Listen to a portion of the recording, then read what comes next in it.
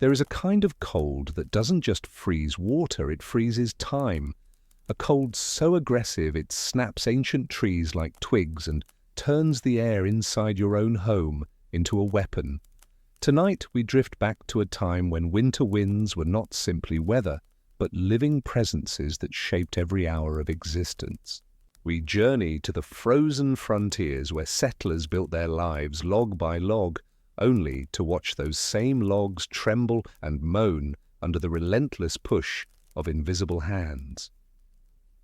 As you curl up under your own covers, safe and warm, take a quiet moment to subscribe to Epic Boring History. Leave a comment letting me know what time it is in your part of the world as we begin. Now let the lights grow dim, maybe turn on a soft fan for that gentle background whisper. Let's settle in together for tonight's slow walk through history's coldest memories. Imagine yourself standing at the edge of vast, open plains where the land stretches endlessly in every direction, broken only by scattered stands of birch and pine.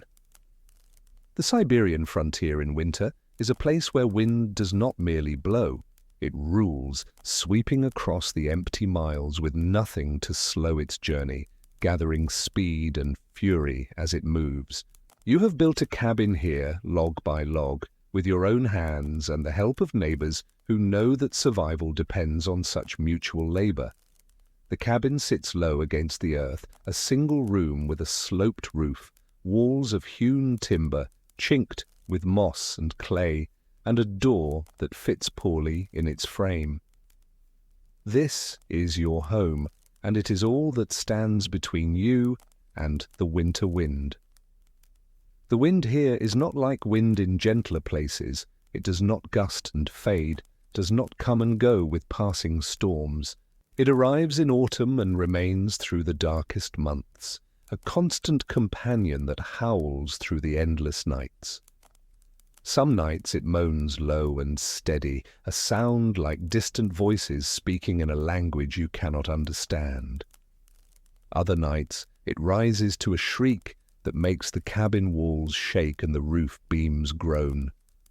The snow it carries moves horizontally across the land, sweeping past your windows like sand across a desert, piling into drifts that reshape the landscape each morning. You wake before dawn because the cold has seeped through your blankets, drawn in by drafts that snake across the floor like invisible rivers. The darkness inside the cabin is absolute, broken only by the faint glow of banked embers in the hearth. Already you can hear the wind outside, a steady rushing punctuated by sudden gusts that slam against the walls. The sound is everywhere at once, in the rafters above, in the gaps between logs, in the space beneath the door where a thin line of snow has appeared during the night. You rise from your sleeping platform, your breath visible in the dim light, and your feet find the cold floor.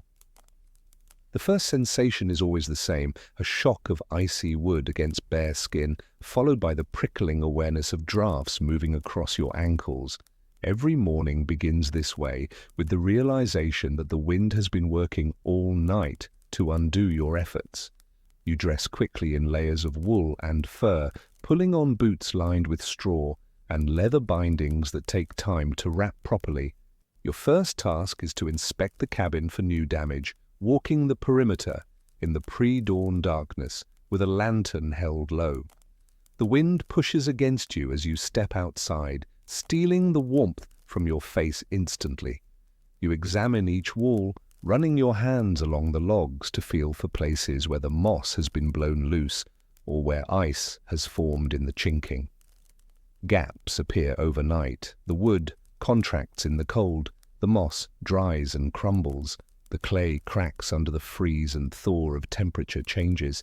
Each gap is a wound in your home's defense, a place where wind will enter and warmth will escape. You mark these places in your memory, adding them to the mental list of repairs that never seems to grow shorter. Next, you check the snow accumulation against the cabin's base, noting where drifts have formed and where the wind has scoured the ground bare. You take your shovel and begin pushing snow against the exterior walls, packing it tightly to create an insulating barrier. This is work that must be done carefully. Too much snow and it weighs against the structure, too little and the wind finds its way through. The snow you pack today will be blown away or melted by tomorrow, requiring you to do this same task again and again. Your breath comes in clouds that the wind tears away before they can dissipate naturally. Your hands, even in thick mittens, begin to ache within minutes as you work. The wind finds every exposed piece of skin, turning your cheeks and nose raw.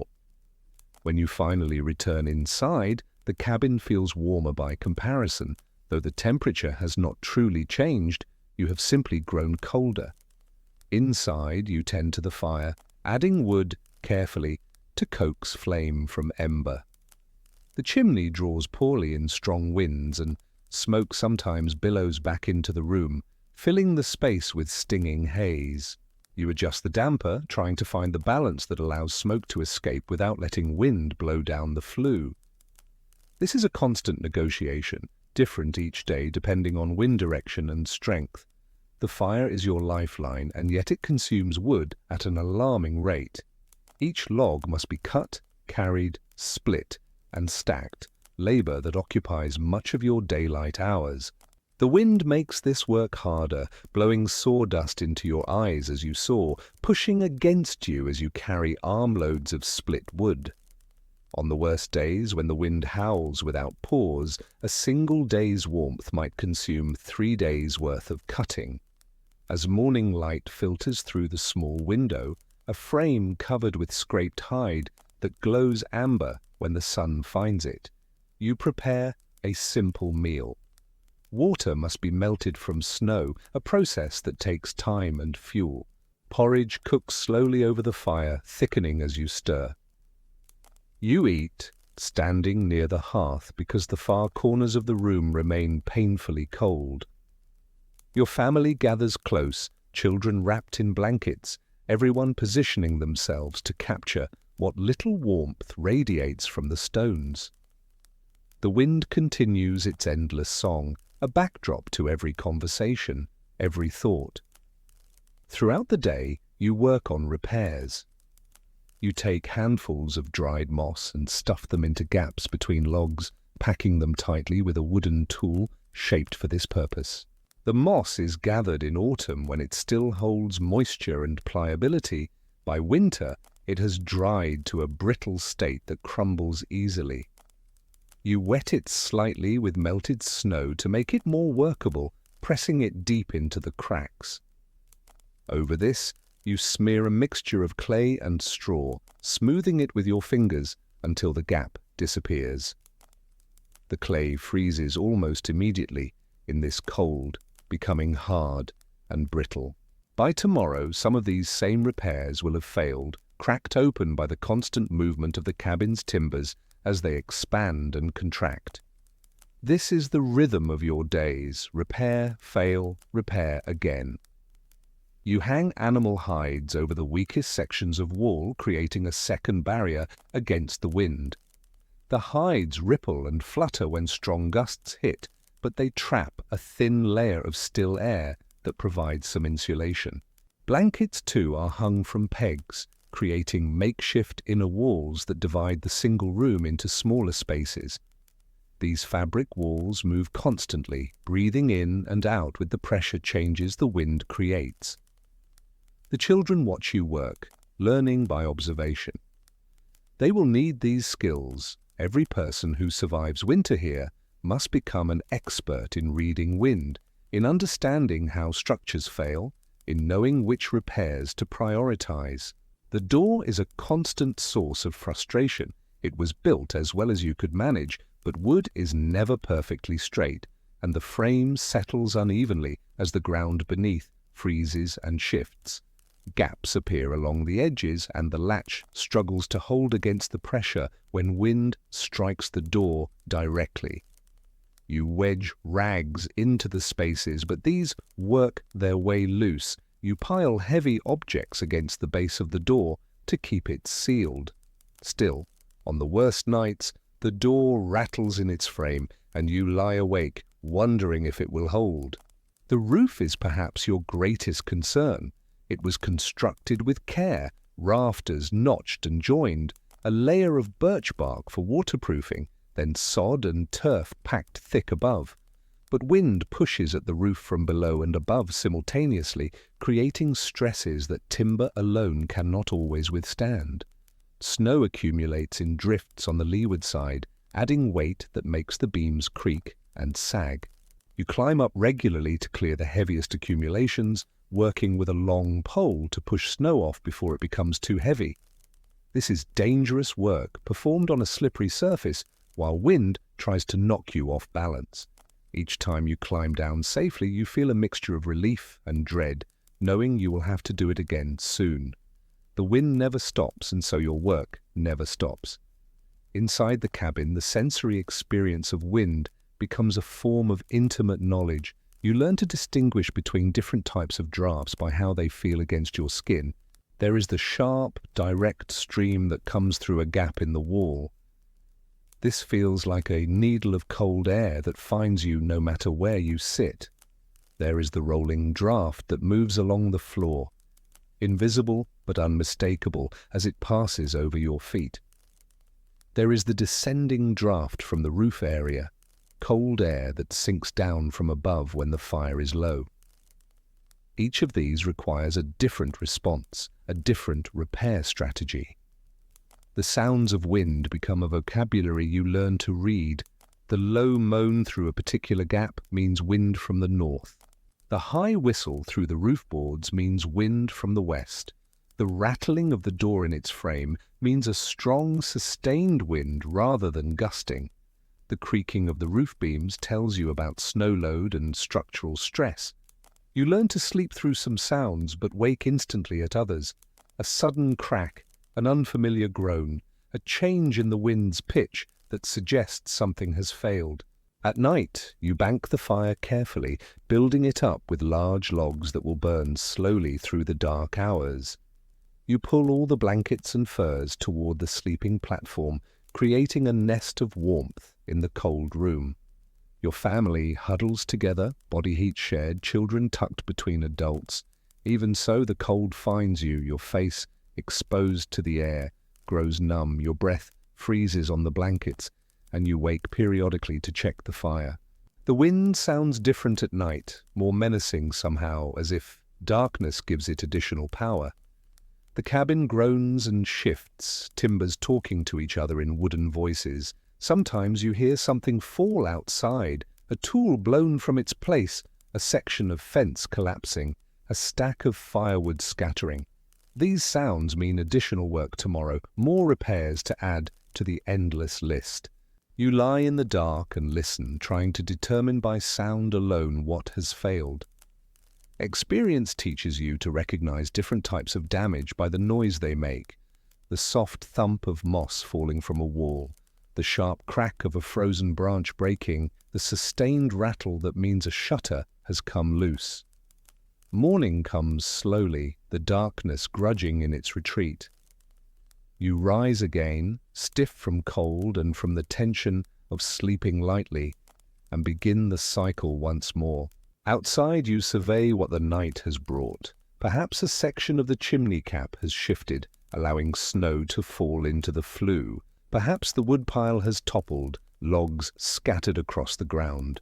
Perhaps new cracks have appeared in the walls, where ice has wedged between the logs overnight. You gather the tools you will need: wooden wedges, strips of hide, lengths of rope, your small hammer, a knife for trimming and shaping. The work is familiar but never identical, each day presenting its own unique constellation of failures and necessary responses. Your neighbors emerge from their own cabins, and you exchange words across the distance, shouting to be heard over the wind. Someone needs help re-securing a roof section. Someone else has lost their door latch and is holding the door closed with rope. These are the small tragedies of winter life, and everyone understands that help given is help that will be returned when your own crisis comes. Community here is not about friendship or social pleasure. It is about survival. You work together because alone you would die, and the wind makes this truth undeniable. The physical toll of fighting wind accumulates slowly. Your hands become rough and calloused, split along the fingertips where cold and dry air crack the skin. Your shoulders ache from hauling materials and pushing against the wind as you work outside. Your back grows sore from bending to pack snow and moss and clay. Sleep deprivation builds gradually. You never get truly deep rest when the cabin is shaking and creaking around you. Your eyes sting from smoke and from wind-blown grit when you work outside. Your lungs hurt from breathing intensely cold air. The wind does not strike you once and move on. It erodes you slowly, wearing away at your strength and resilience day after day. The children are perhaps the most affected, though they show it differently. They grow quiet during the loudest storms, huddling close and speaking in whispers.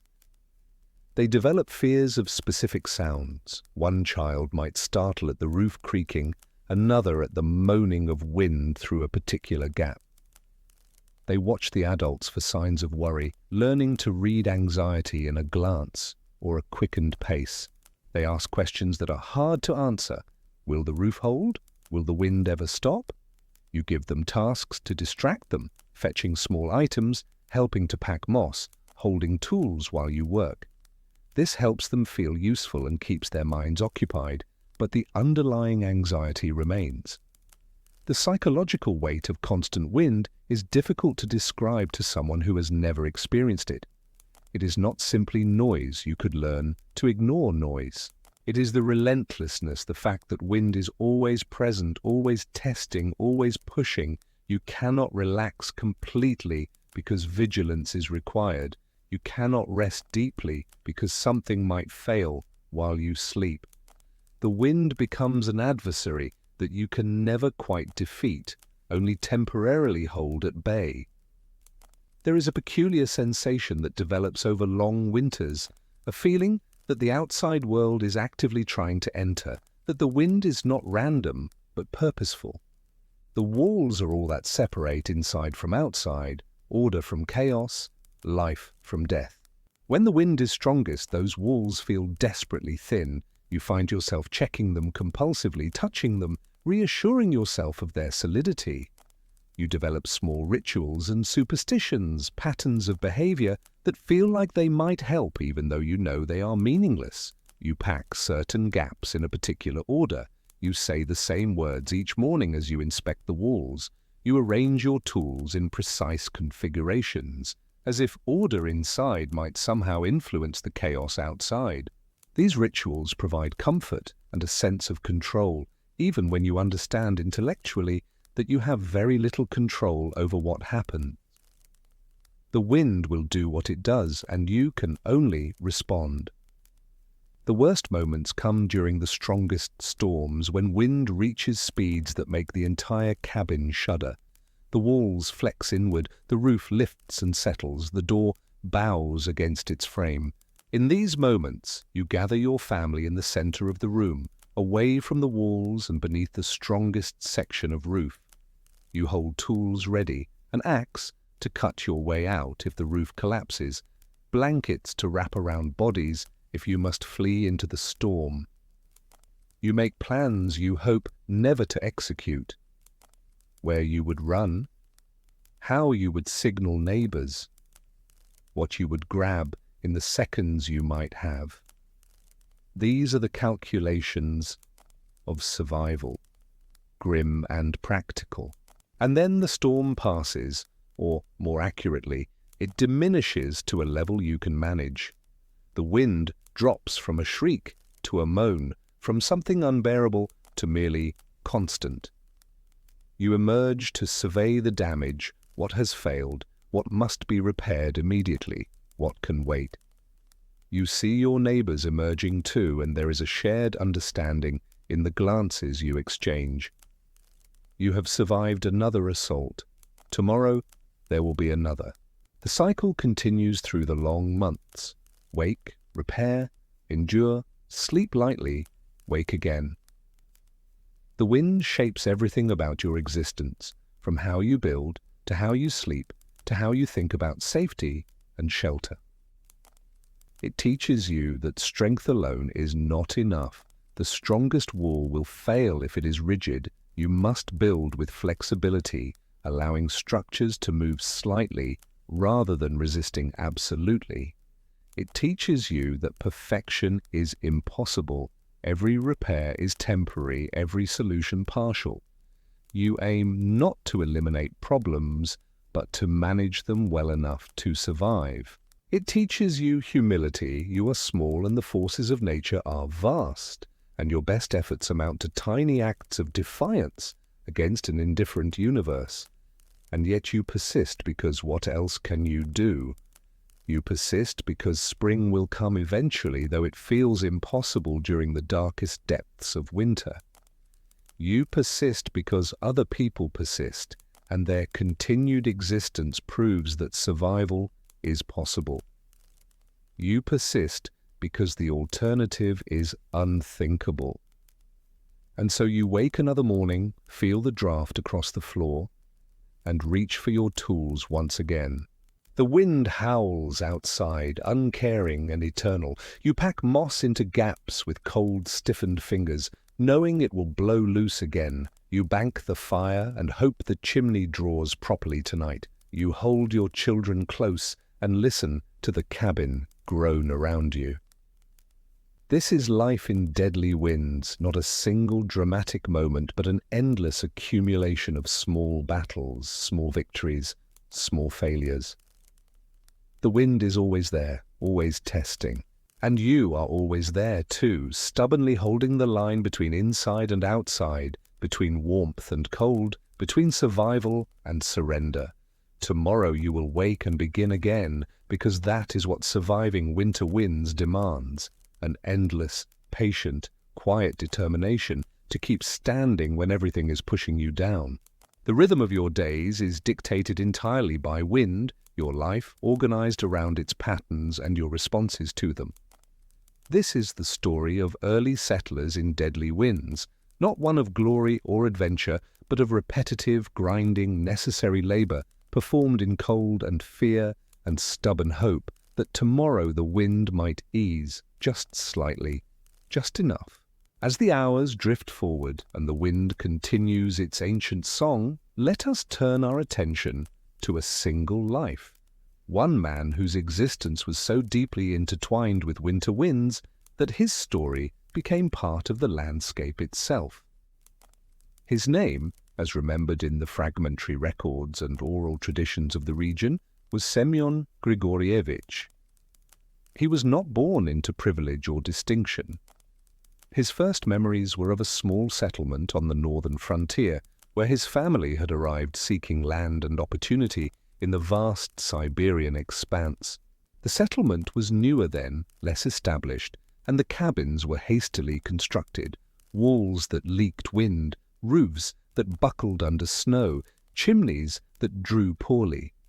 Semyon's childhood was shaped by cold and by the constant presence of wind pushing against every structure.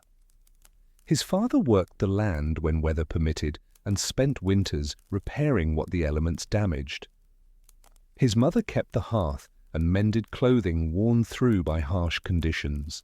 Semyon had 2 younger sisters and an older brother, and they all slept together on a single platform, sharing warmth through the long nights.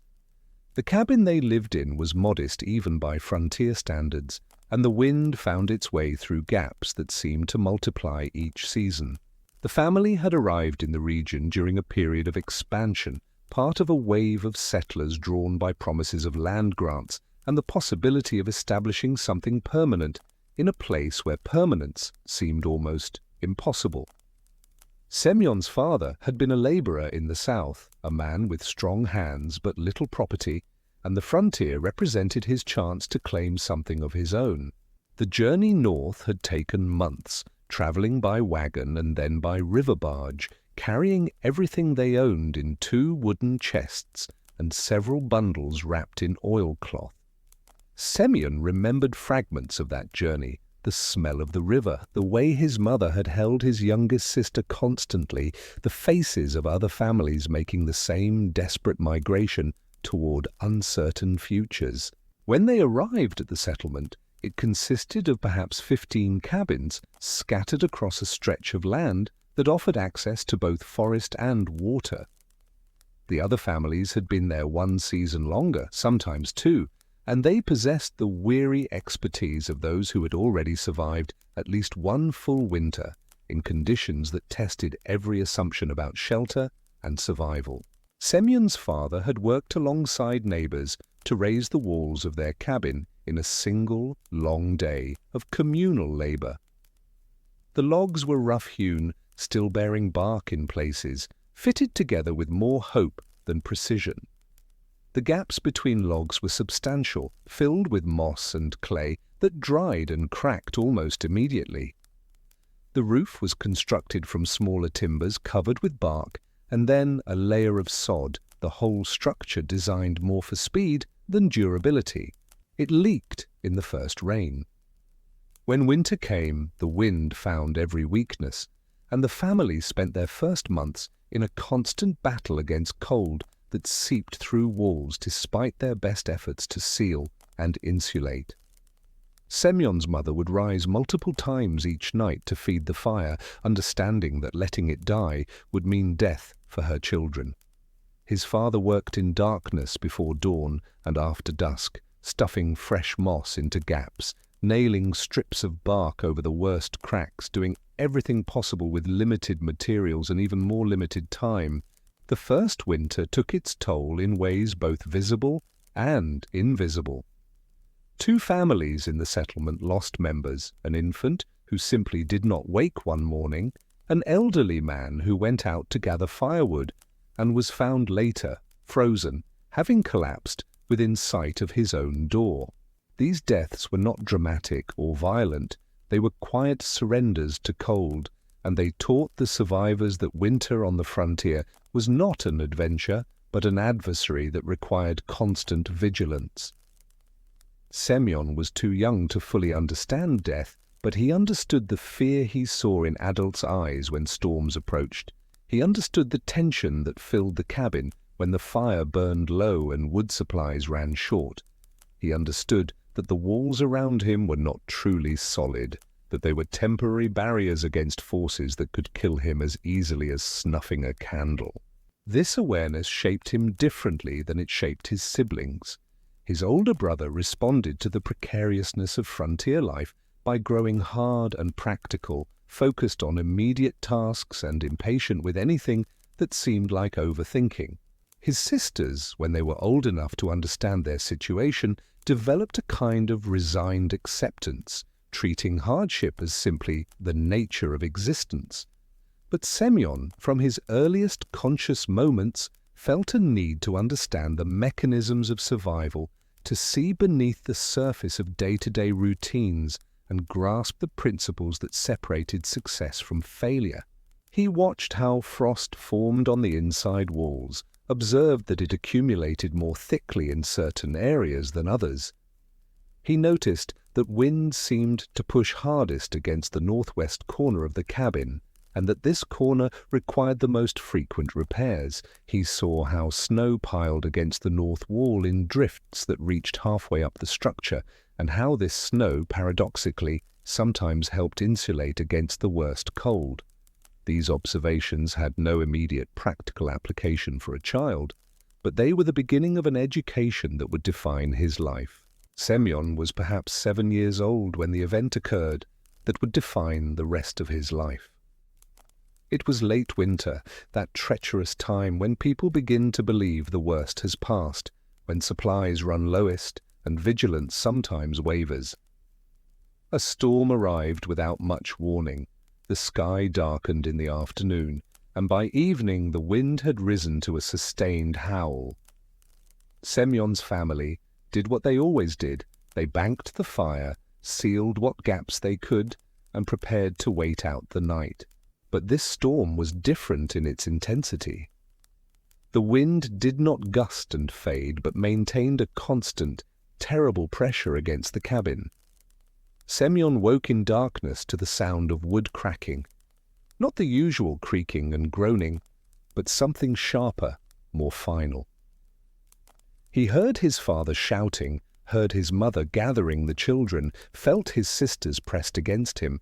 The sound of the roof giving way was unlike anything he had experienced before, a cascade of splintering wood that seemed to come from everywhere at once, followed by a terrible crash as the main support beam broke and the entire structure collapsed inward. Cold air rushed in with the force of an avalanche, and snow followed, burying everything in suffocating whiteness. Semyon felt hands grabbing him, pulling him upward through debris and snow. His father's voice was shouting something, but the words were lost in the wind's roar. His mother's face appeared briefly in the darkness, covered with snow, her eyes wide with a terror so pure it transcended normal fear. His brother was crying, or maybe screaming. It was impossible to tell the difference. They made it outside into the full force of the storm, wind so strong it was difficult to stand. Semyon's father held him by the arm, pulling him toward the neighbor's cabin. His mother carried one sister while his brother held the other. They stumbled through snow that the wind drove horizontally, through darkness broken only by occasional glimpses of other lanterns moving in the settlement. The distance to the neighbor's cabin was perhaps 30 paces, but it felt like miles. The wind pushed against them with such force that forward movement required leaning into it at an angle that would have been impossible in calm conditions. Snow stung Semyon's face, got into his mouth and nose, made breathing a conscious effort. His feet disappeared with each step into drifts that were sometimes knee-deep, sometimes deeper, the depth impossible to predict in the darkness. The neighbor took them in, and Semyon's family huddled with others in a cabin already crowded.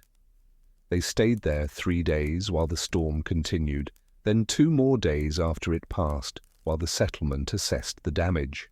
The cabin was not large enough to comfortably accommodate so many people, but comfort was irrelevant. They shared body heat, shared what food was available, took turns sleeping while others sat against walls to make room. The children were kept in the center, surrounded by adults.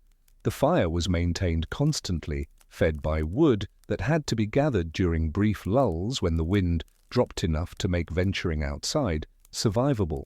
During those 3 days, Semyon learned what it meant to be truly cold, even inside shelter. The cabin they sheltered in was better built than his family's home had been, but it was never designed to house so many people. The fire could not adequately heat the space, and cold settled in corners and along the floor. People wrapped themselves in everything available, blankets, spare clothing, even strips of hide, and still they shivered. When they finally returned to look at what remained of their home, they found the roof collapsed inward, most of their possessions buried under snow and broken timber. The walls still stood, but the heart of the structure was gone. Everything they had carried north, everything they had accumulated in their years in the settlement, was either destroyed or damaged beyond usefulness. His mother's loom was crushed beneath a fallen beam. The wooden chest that had carried their possessions north was split open, its contents scattered and frozen. His father's tools, precious items that had taken years to acquire, were lost in the debris, some broken, others simply vanished into the snow. This was not an uncommon occurrence on the frontier. Families lost homes, rebuilt, lost them again. But for young Semyon, the experience planted something deeper than fear. He had felt the moment when shelter failed, when the thing that was supposed to protect him became a source of danger. He had heard the sound of structural collapse, had felt the instant when security transformed into chaos. And more than anything, he had seen his parents' faces in that moment, had recognized that the adults who were supposed to know what to do were as helpless and terrified as he was. This realization did not break him, but focused him. He became obsessed with understanding how structures failed. He watched as his father and neighbors worked to rebuild, asking questions constantly. Why this joint and not another? Why this angle for the roof? Why pack moss in this particular way? The adults, accustomed to children underfoot, answered patiently at first, and then with growing interest as they realized the boy was genuinely trying to understand principles, not just copying actions. His father, initially dismissive of what seemed like childish curiosity, began to recognize that Semyon was asking questions he himself had not thought to ask. Why did some cabins in the settlement survive storms better than others? Was it simply luck? Or were there patterns that could be identified and replicated? When logs were fitted together, what determined how tightly they sealed? Was it the straightness of the timber, the angle of the cut, the type of chinking material used, or some combination of all these factors? Semyon began to listen to wind differently. Other children heard wind as simple noise, something to be ignored or endured. Semyon heard variations in pitch and intensity, learned to associate certain sounds with certain wind speeds and directions. He discovered he could tell from inside a cabin, just from listening, where wind was finding its way through walls. He would point to a spot and say, "There," and adults would check and find he was usually correct. This skill seemed almost uncanny to some, but it was simply careful attention. Semyon had learned that wind moving through a small gap created a different sound than wind moving around an obstacle, and his young ears caught distinctions others missed. A high whistle meant a narrow crack, perhaps between logs where chinking had failed. A lower, rushing sound indicated a larger opening, maybe around a window frame or door. A rattling suggested something loose, a piece of bark or board that wind was lifting and dropping repeatedly. These distinctions were subtle, easily overlooked by people whose attention was focused on immediate tasks, but to Semyon they were a language that could be learned and interpreted. As he grew into adolescence, his knowledge expanded. He helped with many reconstruction projects, learning from each family's different approaches. He noticed that certain cabins fared better in storms than others, and he began to understand why. A slightly different roof angle, walls oriented to present less surface to prevailing winds, logs selected for straightness and fitted more carefully. Some of this was intentional design, but much was accidental, and Semyon made a study of separating useful techniques from random chance. He observed that cabins built in slight depressions tended to survive better than those on exposed ridges, not just because they were lower, but because the surrounding land created natural wind deflection. He noticed that roofs with steeper pitches shed snow more effectively, preventing dangerous accumulation that added weight to already stressed structures. He saw how the placement of doors and windows affected interior drafts, how a door on the east side of a cabin created different air circulation patterns than one on the south side. These observations accumulated in his mind, forming a body of practical knowledge that was unprecedented in the settlement. By the time he reached manhood, Semyon had developed a reputation throughout the settlement and among neighboring communities. People called him the Wind Reader, a nickname spoken sometimes with respect and sometimes with a hint of mockery, as if there was something slightly odd about a man who spent so much time thinking about invisible forces. But when storms threatened, when families worried about their roofs or walls, they came to Semyon for advice. He would walk around a cabin slowly, sometimes closing his eyes to listen, sometimes pressing his hands against walls to feel vibrations. He would point out weaknesses, a gap that would grow wider, a beam that lacked proper support, a roof section that would fail under the next heavy snow.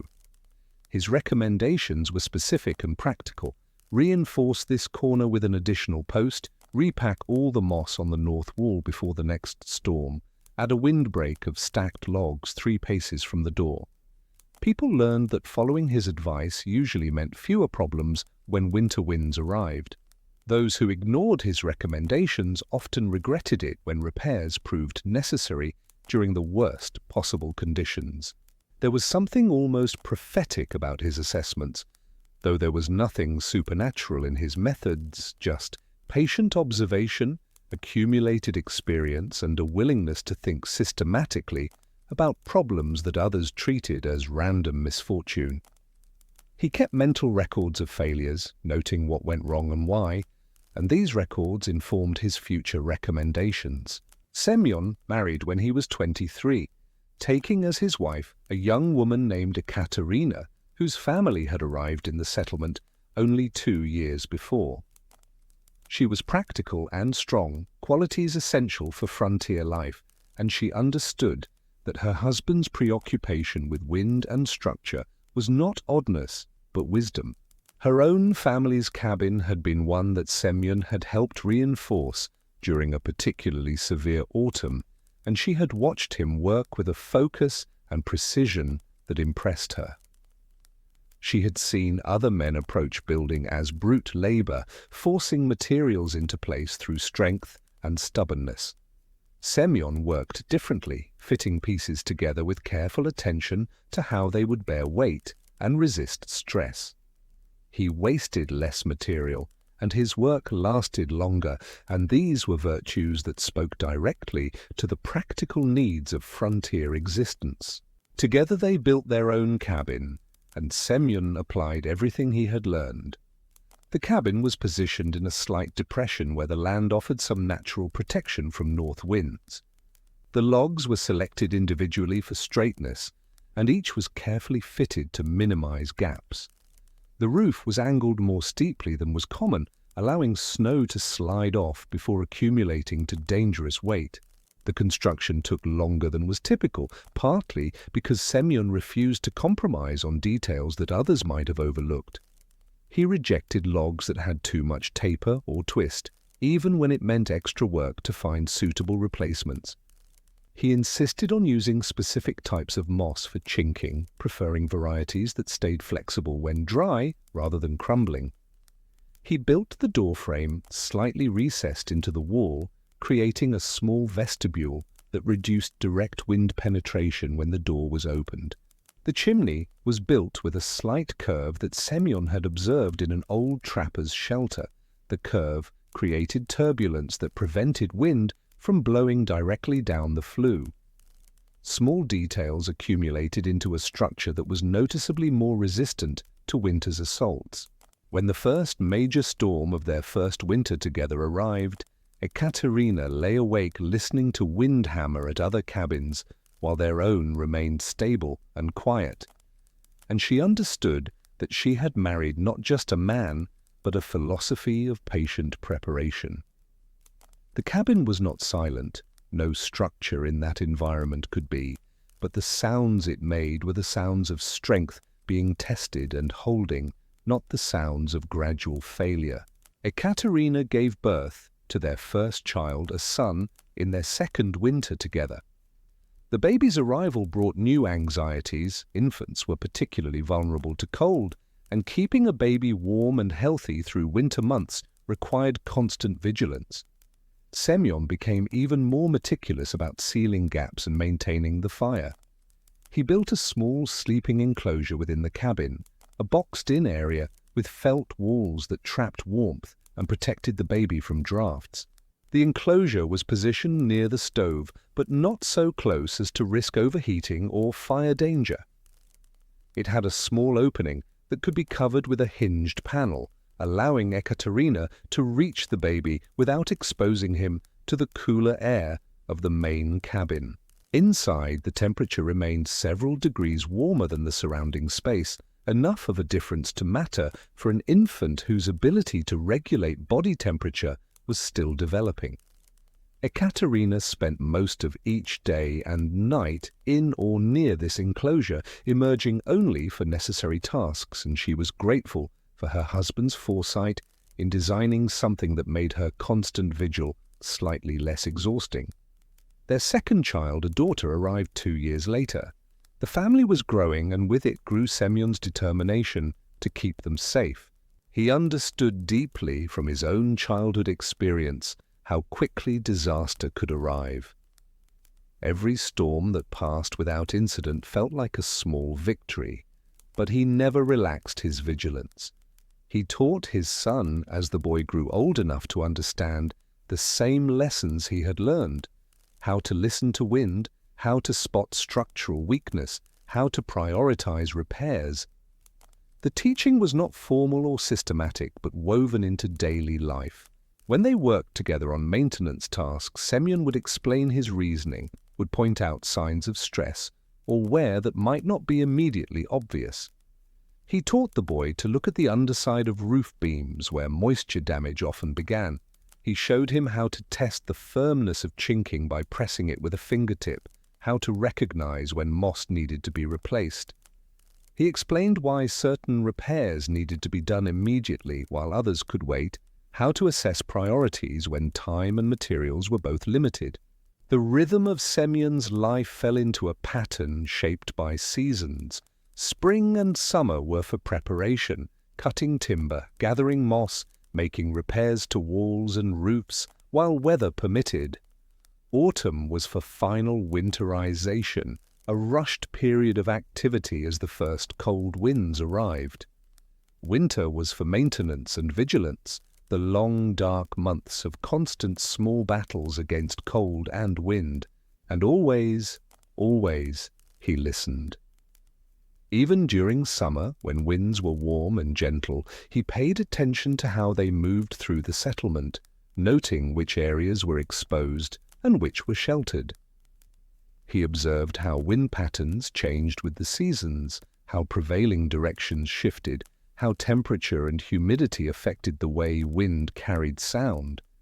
This knowledge accumulated like snow in drifts, seemingly insignificant in any single moment, but becoming substantial over time.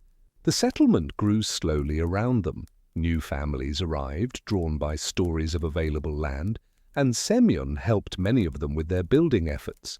He gained a reputation that extended beyond the immediate area. Travelers passing through would sometimes seek him out to ask questions about construction techniques. He shared his knowledge freely, understanding that every family that built well increased the overall resilience of the community. Strong cabins meant fewer emergencies, fewer desperate midnight rescues when roofs collapsed. Knowledge was survival, and survival was better when shared. He helped establish informal standards for construction, not through any official authority, but through the persuasive force of demonstrated success. New families would arrive planning to build in ways that Semyon knew from experience would fail, and he would gently suggest modifications, explaining his reasoning with specific examples.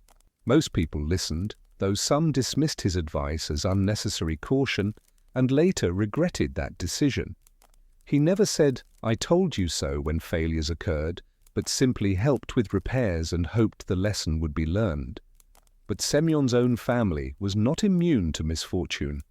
His wife Ekaterina fell ill during their 8th winter together. It began as a cough, the kind that many people developed in winter from breathing cold air and smoke. But this cough deepened and persisted, and soon she was feverish and weak. Semyon tended to her while also managing the children and the endless demands of maintaining the cabin. For weeks she improved slightly, then worsened again, her strength slowly fading. The settlement had no doctor. There was a woman with knowledge of herbs and traditional remedies, but her treatments brought only marginal relief. Semyon tried everything he could think of, keeping the cabin warmer, preparing special foods, reducing smoke by improving the chimney's draft. Nothing seemed to help in any lasting way. Ekaterina would have good days when she could sit up and talk, when her fever broke and hope returned, and then the cough would worsen again, and she would sink back into weakness. It was during this time, while Ekaterina lay ill and Semyon was stretched thin with worry and labor, that the great storm arrived. Later, people would call it the Night of the Roaring North Wind, and stories about it would be told for generations.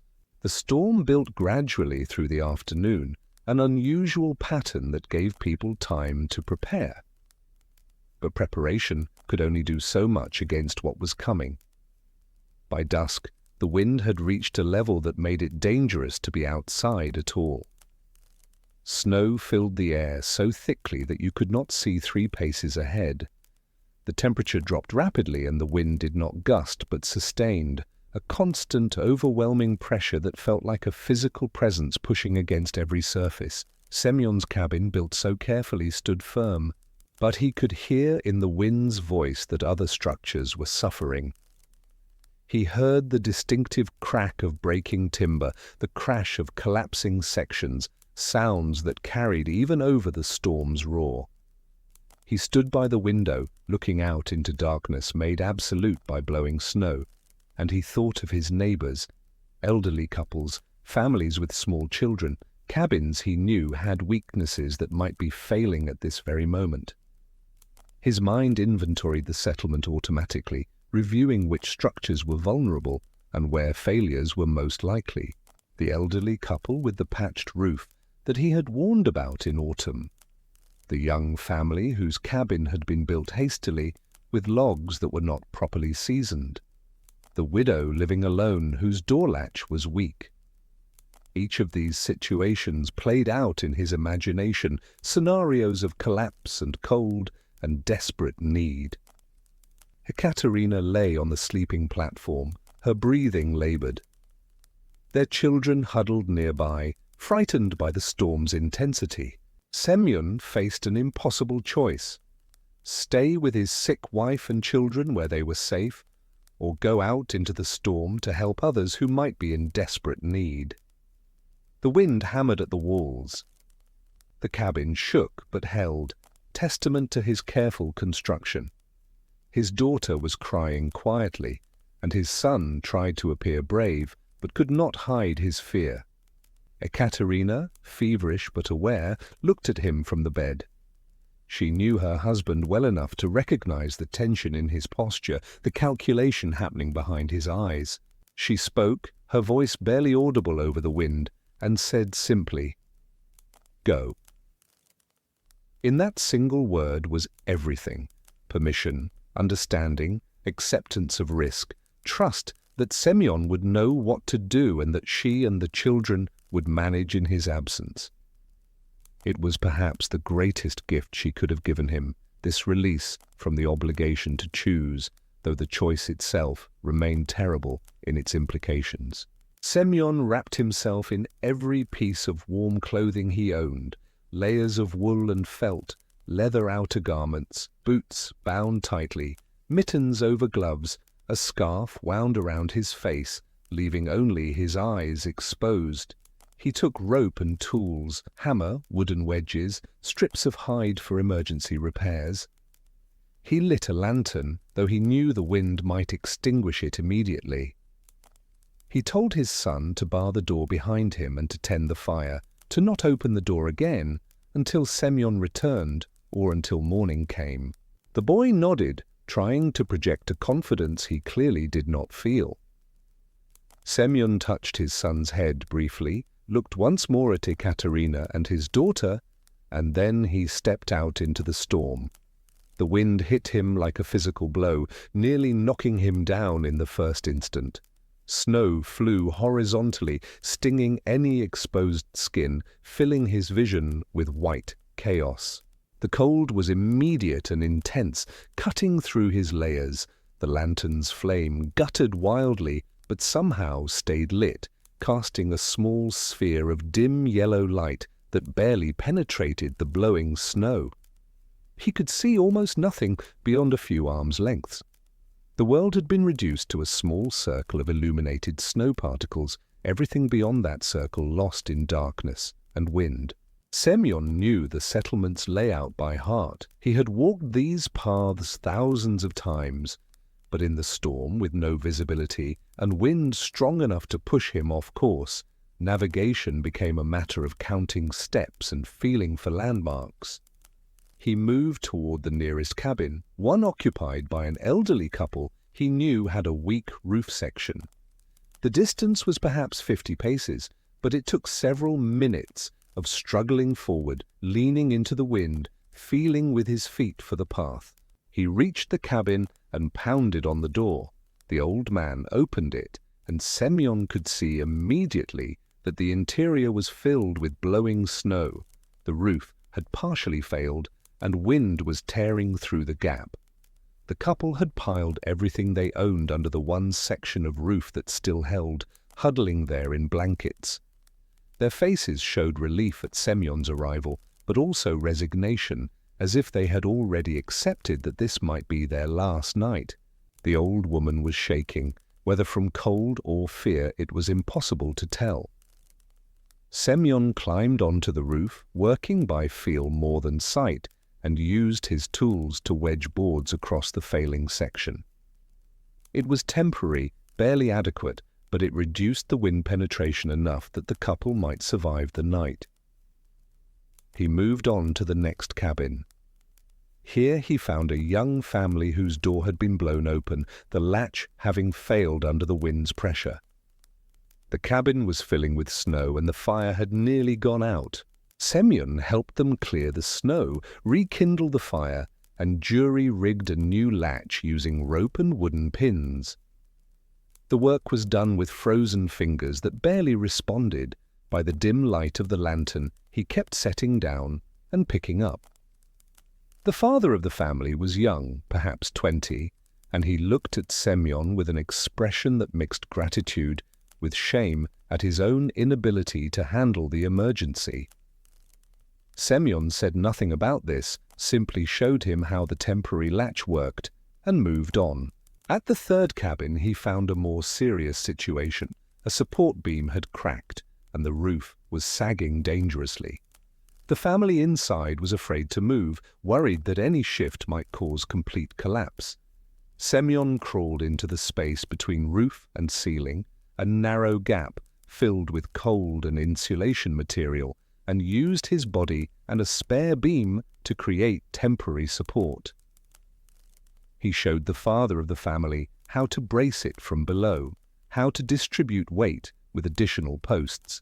The work required him to lie on his back in freezing darkness, pushing upward against massive weight while explaining what needed to be done. His muscles screamed with the effort, and cold seeped through his clothing from the contact with frozen materials. But the roof held, and the family understood what to do, and that was enough.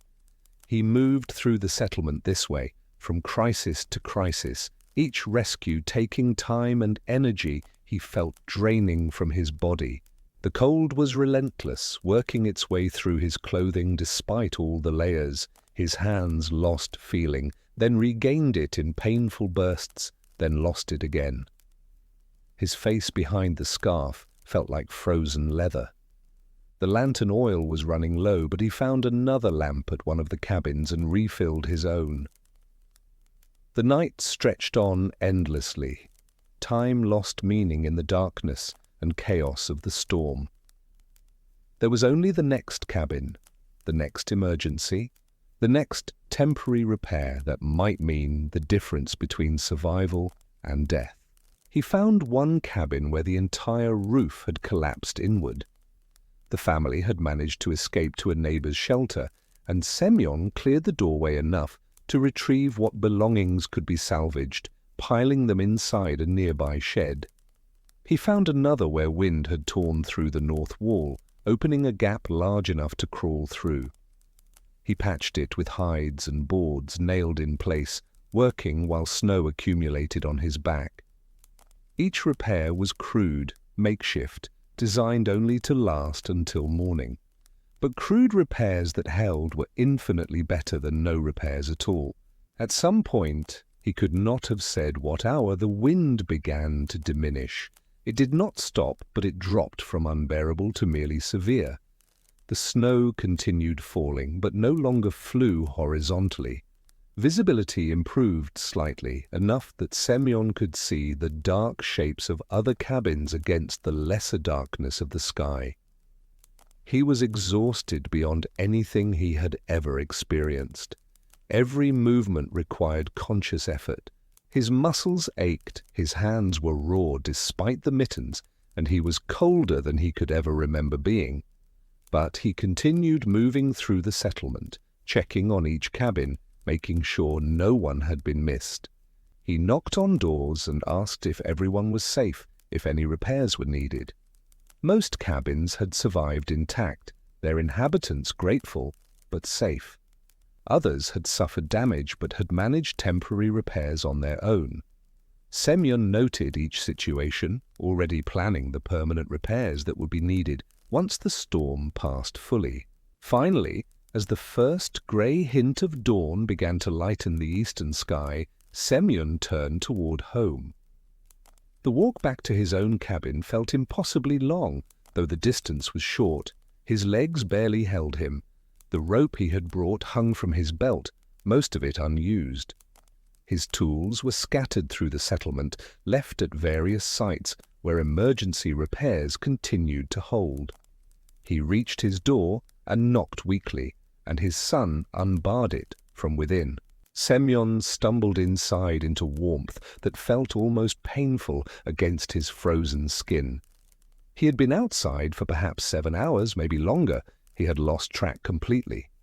His children helped him remove the frozen outer layers of clothing.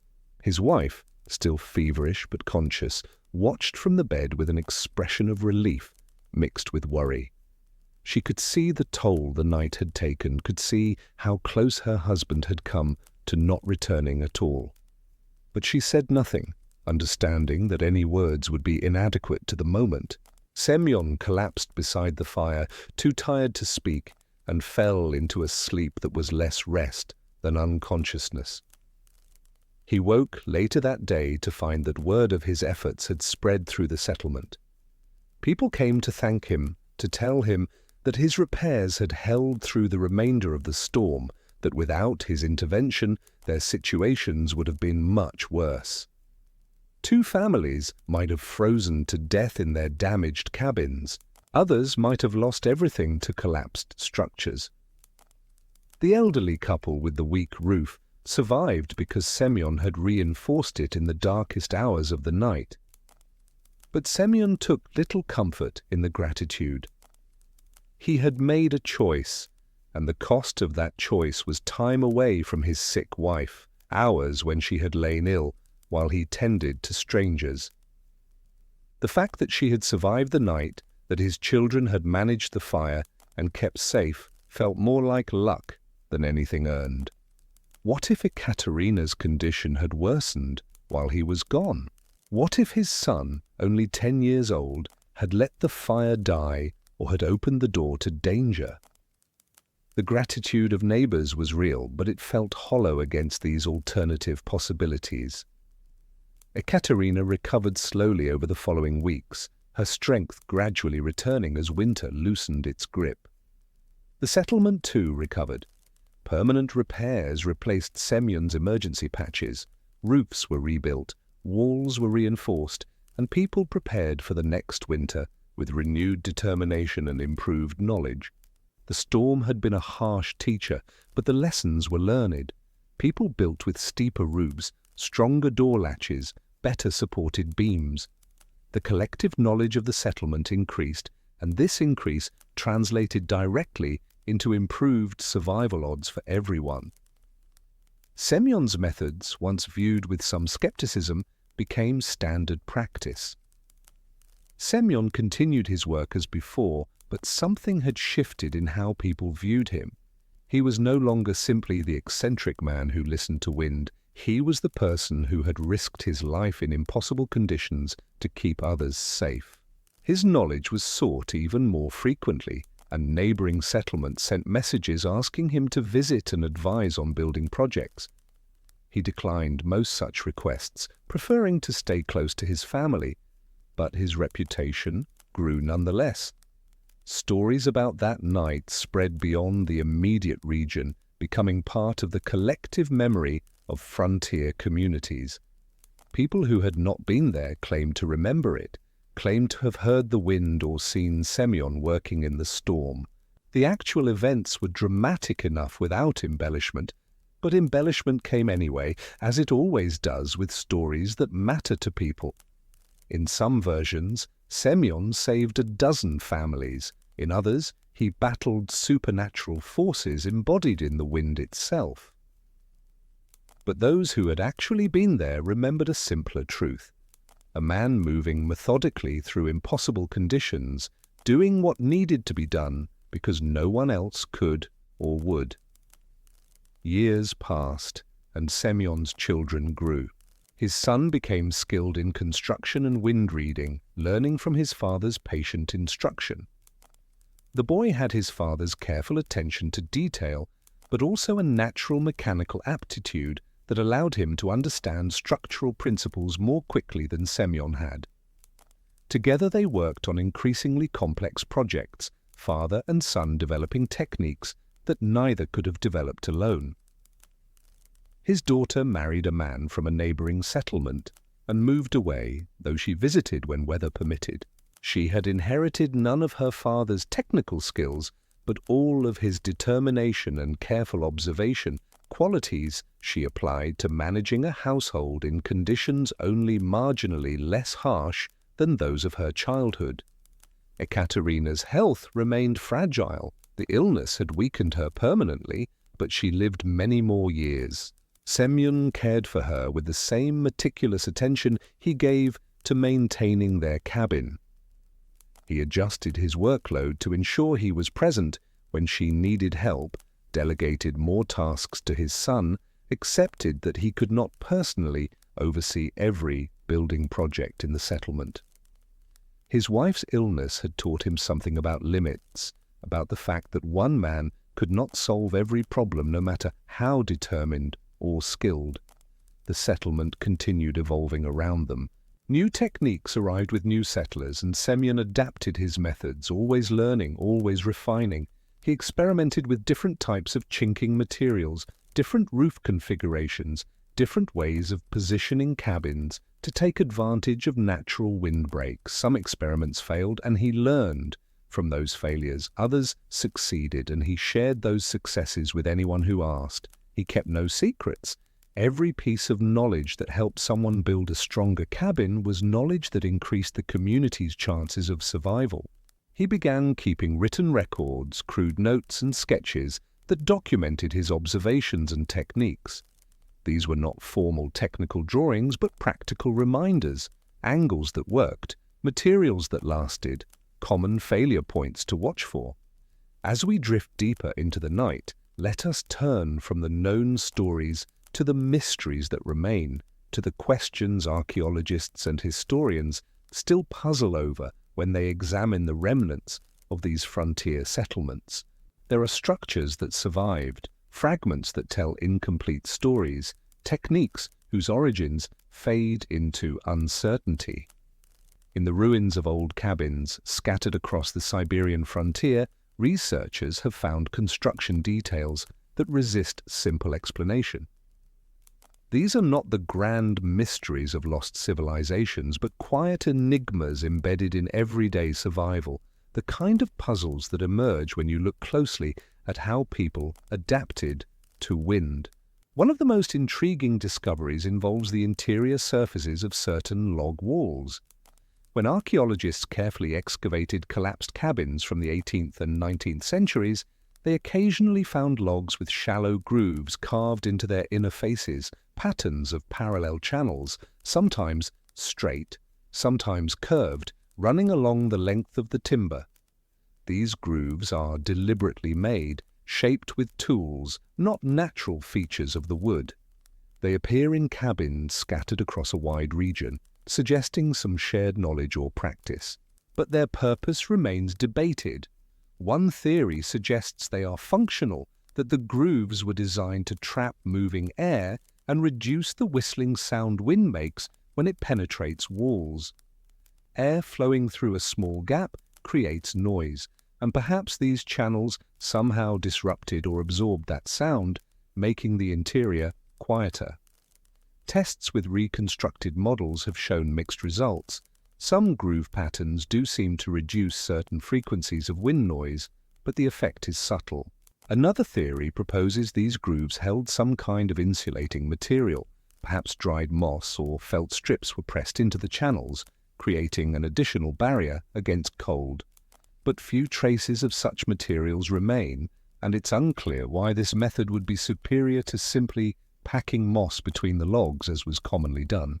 A third interpretation is more speculative, that the grooves held cultural or spiritual significance, perhaps related to beliefs about protecting the home from malevolent forces. In several indigenous traditions of the region, wind was associated with spirits, and certain patterns were thought to confuse or deflect negative energies. The grooves might have been a form of protective marking, a way of sanctifying the boundary between inside and outside. Without written records explaining the practice, we are left with physical evidence and uncertain interpretation. The grooves exist, they were deliberately made, but their true purpose has been lost to time. Perhaps different families carved them for different reasons, some practical, some spiritual, some simply following tradition without fully understanding why. This uncertainty is itself a kind of poetry, a reminder that even the most mundane aspects of historical life can become mysterious when enough time passes. The act of carving these grooves would have taken considerable effort. Each channel represents hours of patient work with chisel or knife, scraping away wood fiber by fiber until the desired depth and shape were achieved. Someone decided this labor was worth the investment, that whatever benefit the grooves provided justified the time taken from other essential tasks. We can imagine a settler working by firelight during the long winter months, methodically carving these patterns into walls already standing, or perhaps preparing logs before assembly, knowing that this detail mattered for reasons we can now only guess. The distribution of grooved logs across different sites reveals patterns that are themselves puzzling. Some cabins show grooves on all interior walls, a comprehensive treatment that suggests the practice was considered essential.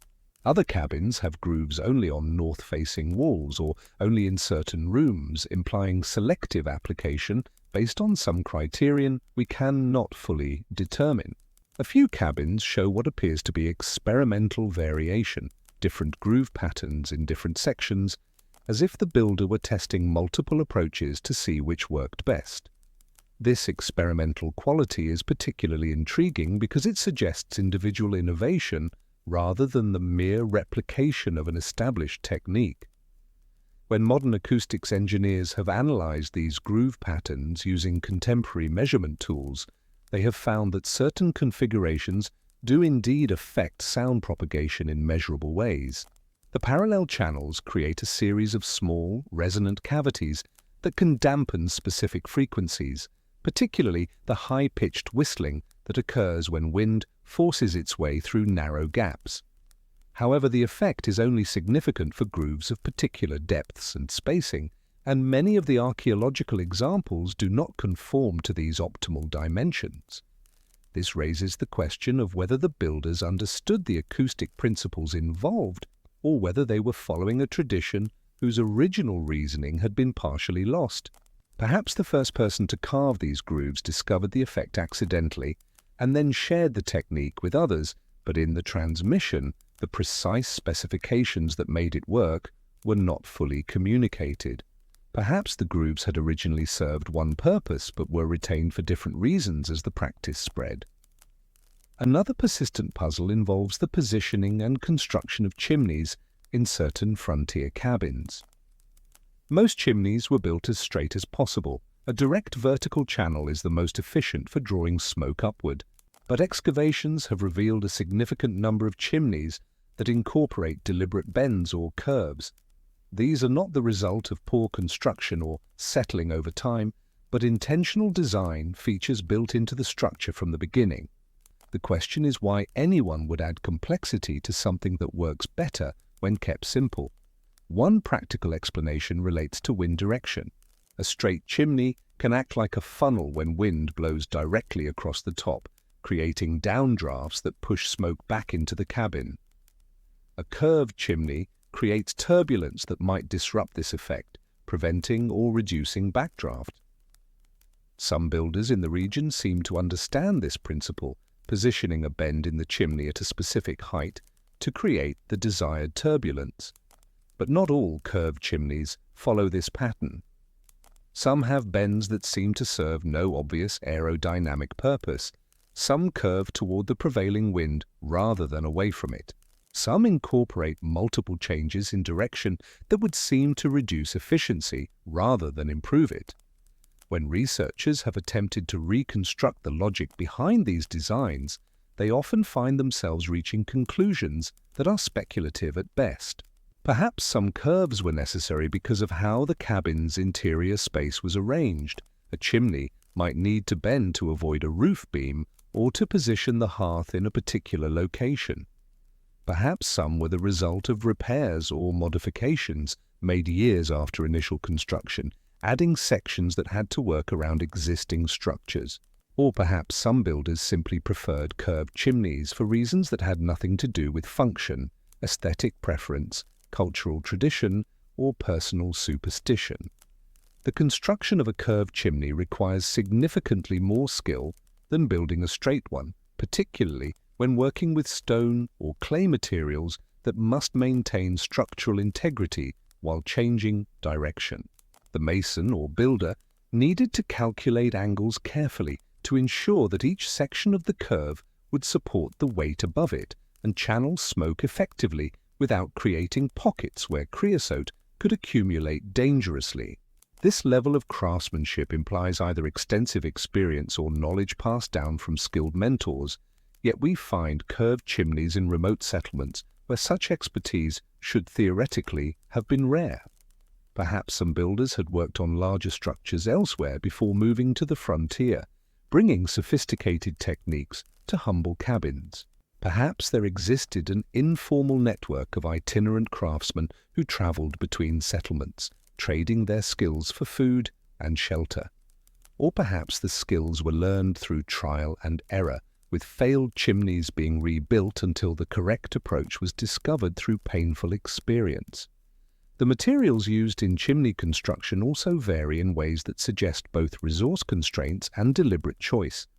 Some chimneys are built entirely of stone, carefully fitted together with clay mortar. Others use a combination of stone for the base and clay for the upper sections, a practical compromise that conserves scarce stone while still providing adequate support. A few chimneys incorporate fired bricks, presumably brought from distant locations at considerable expense or effort, used sparingly at critical points like the throat or cap. The decision to invest in imported materials for a chimney suggests that the structure was considered critically important, worth allocating precious resources even when so many other needs competed for attention. The indigenous peoples of the region, the Evenki, Yakut, and others who had lived with Siberian winters for countless generations before Russian settlers arrived, had their own sophisticated understanding of wind and shelter. Some of their knowledge was adopted by settlers, creating a hybrid tradition that blended European building techniques with indigenous wisdom. But the exact nature of this cultural exchange, and which specific practices originated where, is often difficult to determine from the archaeological record. The Evenki had detailed knowledge of wind patterns passed down through oral tradition.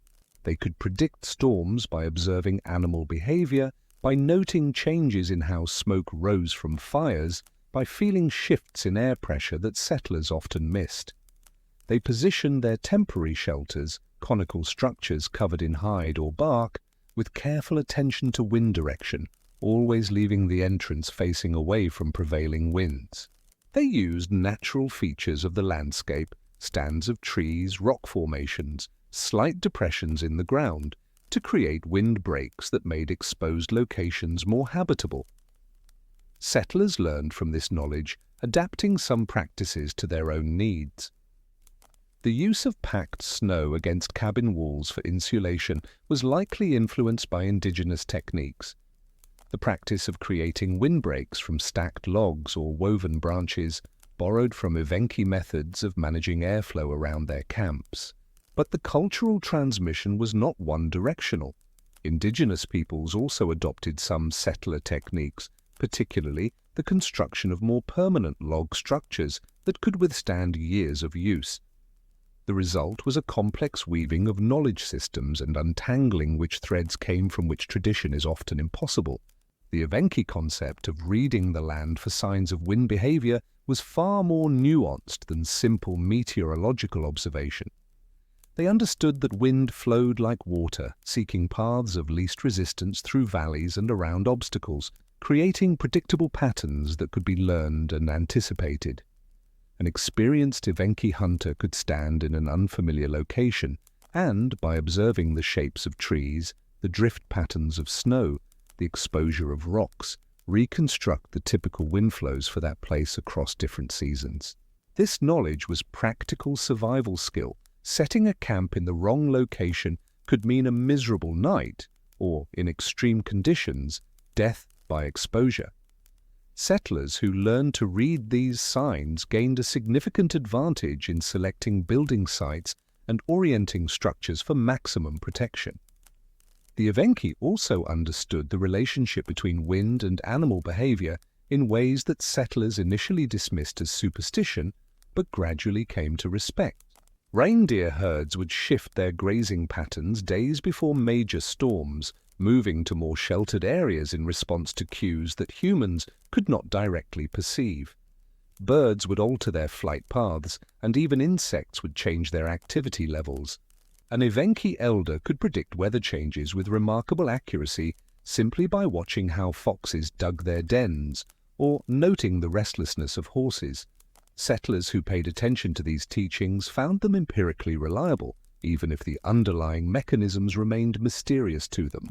The Evenki had spiritual beliefs about wind that were deeply integrated with their practical knowledge. Wind was not simply a weather phenomenon, but a manifestation of spirits that inhabited the land. These spirits, sometimes called buga, meaning sky or heaven in the Evenki language, were associated with different directions and different qualities. North wind was particularly powerful and dangerous, associated with cold and hardship. South wind was gentler, bringing warmth and change. Rituals existed for appeasing or communicating with these wind spirits, including offerings of food or tobacco smoke released in specific directions. Doors were positioned not just for practical reasons, but according to beliefs about which directions were spiritually safe. Some directions were considered unlucky or dangerous to face while sleeping, and interior arrangements reflected these concerns. Smoke from the hearth was observed carefully.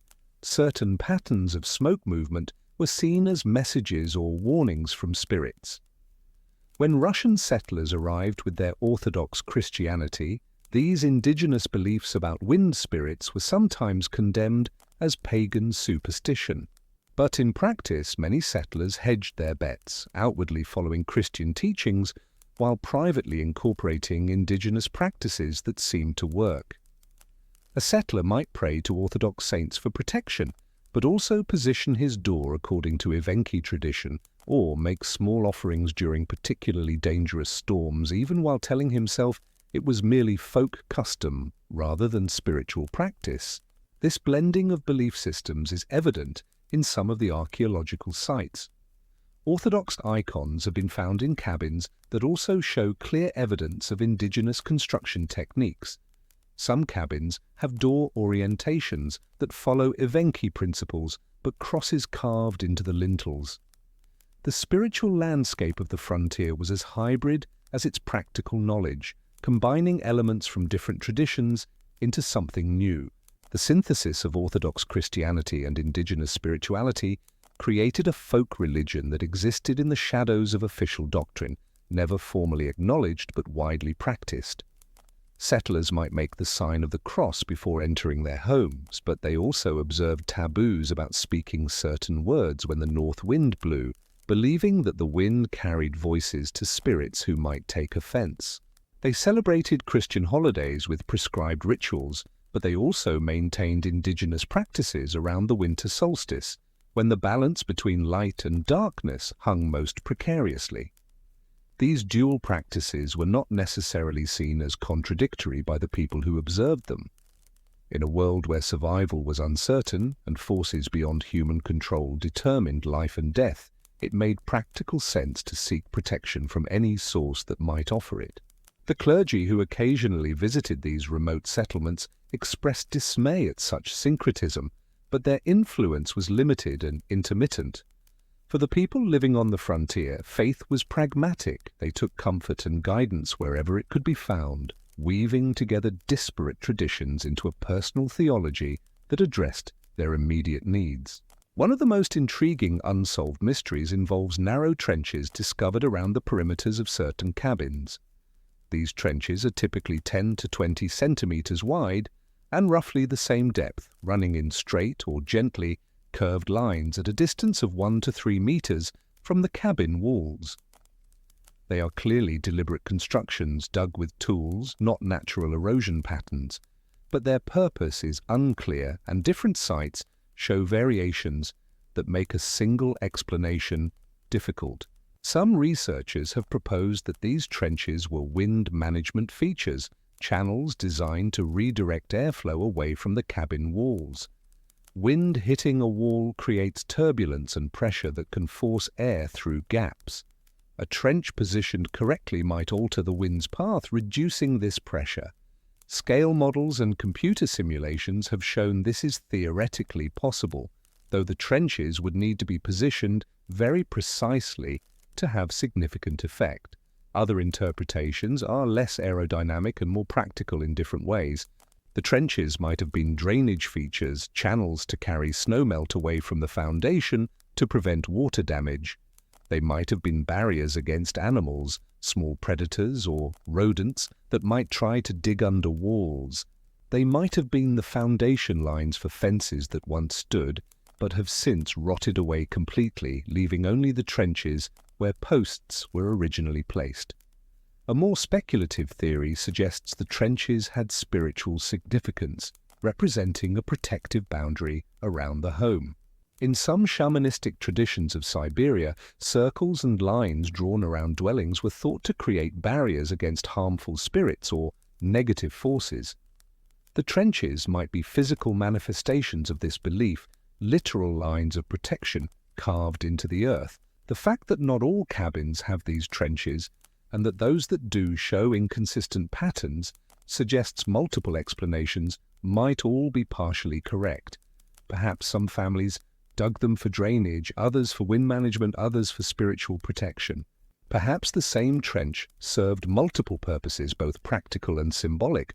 Or perhaps the trenches mean something entirely different, something we have not yet imagined because we lack the cultural context to understand. The labor involved in digging these trenches should not be underestimated.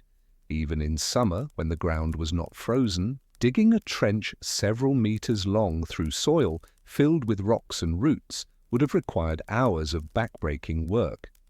In many locations, the top layer of soil was thin, quickly giving way to permafrost or dense clay that resisted the shovel.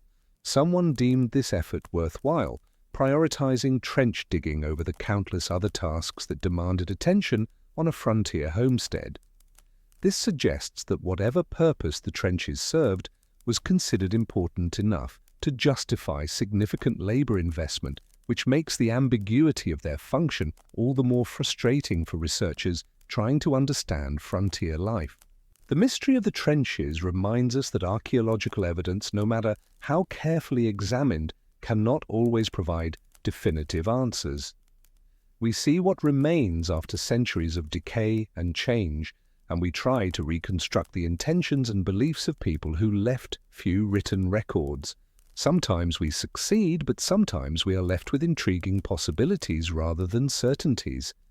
Material culture, the physical objects and structures people leave behind, tells us much about how they lived, but it cannot always tell us why they made the choices they made. The positioning of these trenches in relation to other landscape features sometimes reveals patterns that hint at underlying logic without fully explaining it. Trenches often run parallel to the prevailing wind direction rather than perpendicular to it, which seems counterintuitive if their purpose was to deflect wind.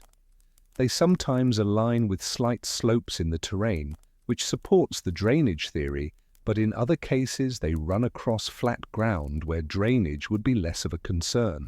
Some trenches have been found to contain traces of ash or charcoal, suggesting they might have been periodically burned, perhaps to control insects or vegetation, but this practice is not consistent across all sites.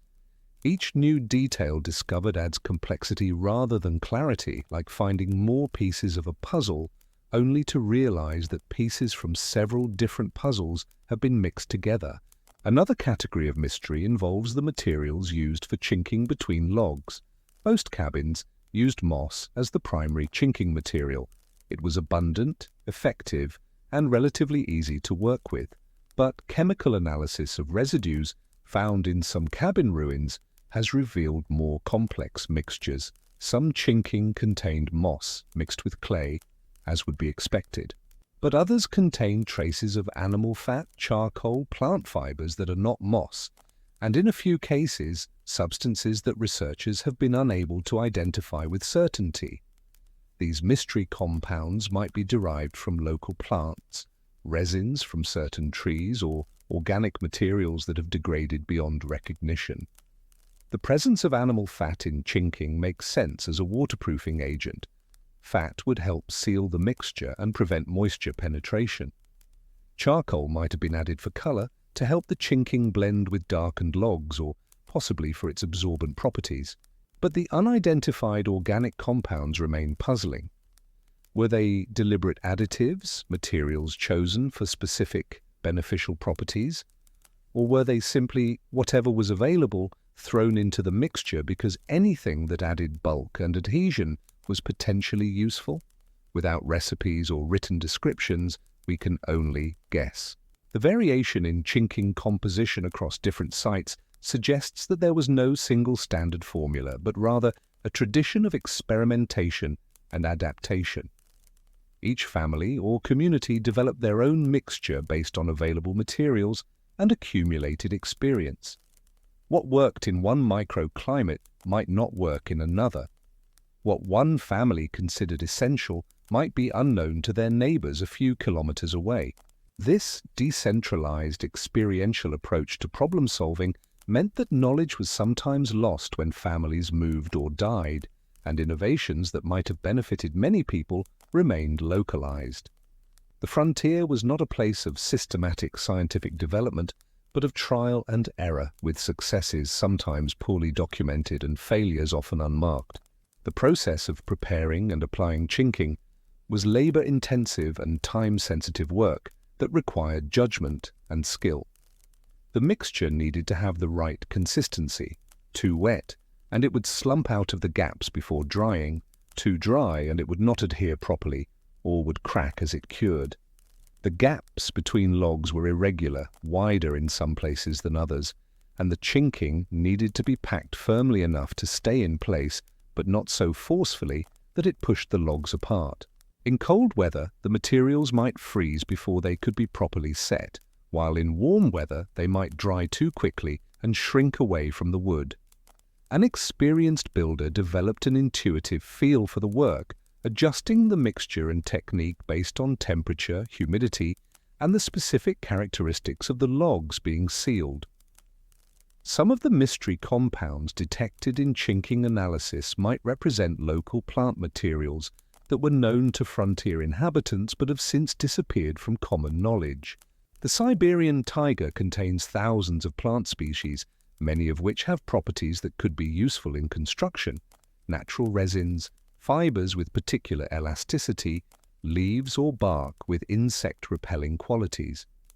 Indigenous peoples had encyclopedic knowledge of local flora, understanding which plants could be used for medicine, food, cordage, dye, and construction.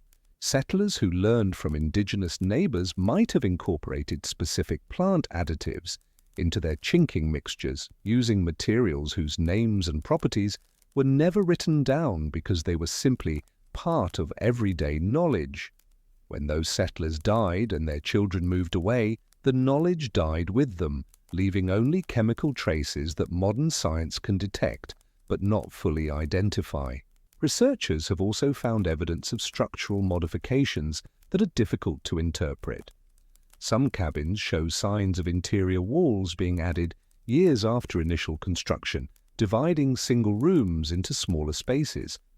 The practical reason for this might be heat conservation. Smaller spaces are easier to warm. But the way these walls are positioned sometimes seems odd, creating awkward layouts or blocking convenient pathways.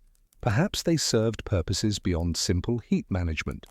Perhaps they provided privacy for growing families, or separated sleeping areas from work areas, or created psychological boundaries that mattered to the inhabitants. Or perhaps they were responses to specific problems. A section of outer wall that leaked badly might have been backed by an interior wall that created a buffer zone, sacrificing some floor space to gain better insulation. The archaeological evidence shows what was built, but the reasoning behind it requires inference and imagination. Some cabins have unusual roof structures that seem over-engineered for normal conditions. Extra support beams, redundant bracing, reinforcements that would have required significant additional labor to install. Were these built by people who had experienced catastrophic roof failures and were determined not to repeat the experience? Were they the work of builders who had access to extra timber and decided to use it rather than waste it? Were they influenced by stories or warnings about particularly severe storms that might come? The structures exist, standing testament to someone's decision to build stronger than necessary, but we cannot know what fear or knowledge motivated that choice. The evidence of structural reinforcement sometimes tells dramatic stories, even if those stories remain incomplete. A cabin where all the roof beams have been doubled suggests that the original roof failed catastrophically, possibly collapsing under snow load or wind pressure, forcing a complete rebuild that incorporated lessons learned from disaster. The labor involved in removing a collapsed roof and installing a new one with heavier timbers would have been immense, particularly if the work had to be done quickly to restore shelter before another storm arrived. The family that undertook this work knew viscerally the consequences of inadequate construction, and they built the second time with a determination born of having survived near disaster. Other cabins show less dramatic but still significant reinforcements.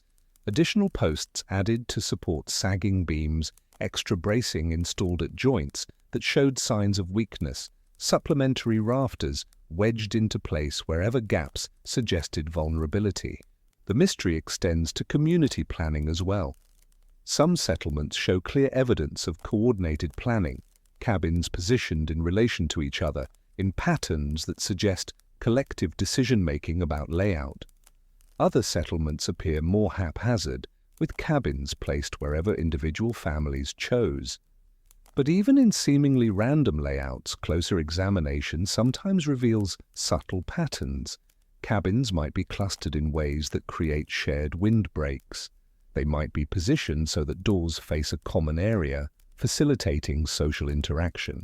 They might avoid certain areas of land, not for any obvious practical reason. The soil is no different, the drainage no worse, but perhaps because of beliefs or traditions that mark those areas as unlucky or unsuitable. Distinguishing between practical planning and cultural preference is difficult when we lack the voices of the planners themselves. The social dynamics of settlement planning would have been complex, involving negotiations between families about who would build where, what resources could be shared, and how the community would arrange itself in space. In planned settlements, someone needed to take a leadership role in coordinating construction, perhaps an elder whose experience was respected or a religious figure whose authority was acknowledged. In more organic settlements, the first families to arrive claimed the most desirable locations, and later arrivals had to make do with what remained. But even in these seemingly unplanned developments, social relationships shaped spatial arrangements. Families that were related or on friendly terms would choose to build near each other, creating clusters of mutual support. Families in conflict would maintain distance, creating gaps in the settlement pattern that reflected social divisions. The role of women in developing wind resistance techniques is another area where evidence is fragmentary and interpretation uncertain. Historical records from this period, when they exist at all, were typically written by men and focused on men's activities. But women were intimately involved with maintaining cabins. They were inside more consistently than men. They managed the hearth fires. They would have been acutely aware of drafts and heat loss. Some researchers have argued that many innovations in chinking and interior weatherproofing likely came from women's observations and experiments, even if credit was given to men or the innovations passed into general knowledge without attribution. The archaeological record cannot definitively answer this question, but it reminds us to think carefully about whose knowledge and labor created the survival strategies we study. Women's work on the frontier was relentless and essential, yet it often went unrecorded because it was considered ordinary domestic activity rather than noteworthy achievement. A woman might spend days preparing and applying chinking, working her way around the entire cabin to ensure every gap was sealed before winter arrived. She would have been the one to notice which sections failed first, which materials held up best, which techniques provided the most effective seal.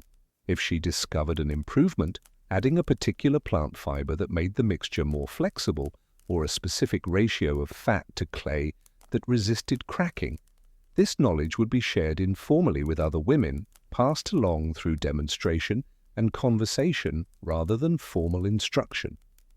When the men gathered to discuss construction techniques, they might well have been synthesizing and implementing innovations that women had already discovered through practical experimentation.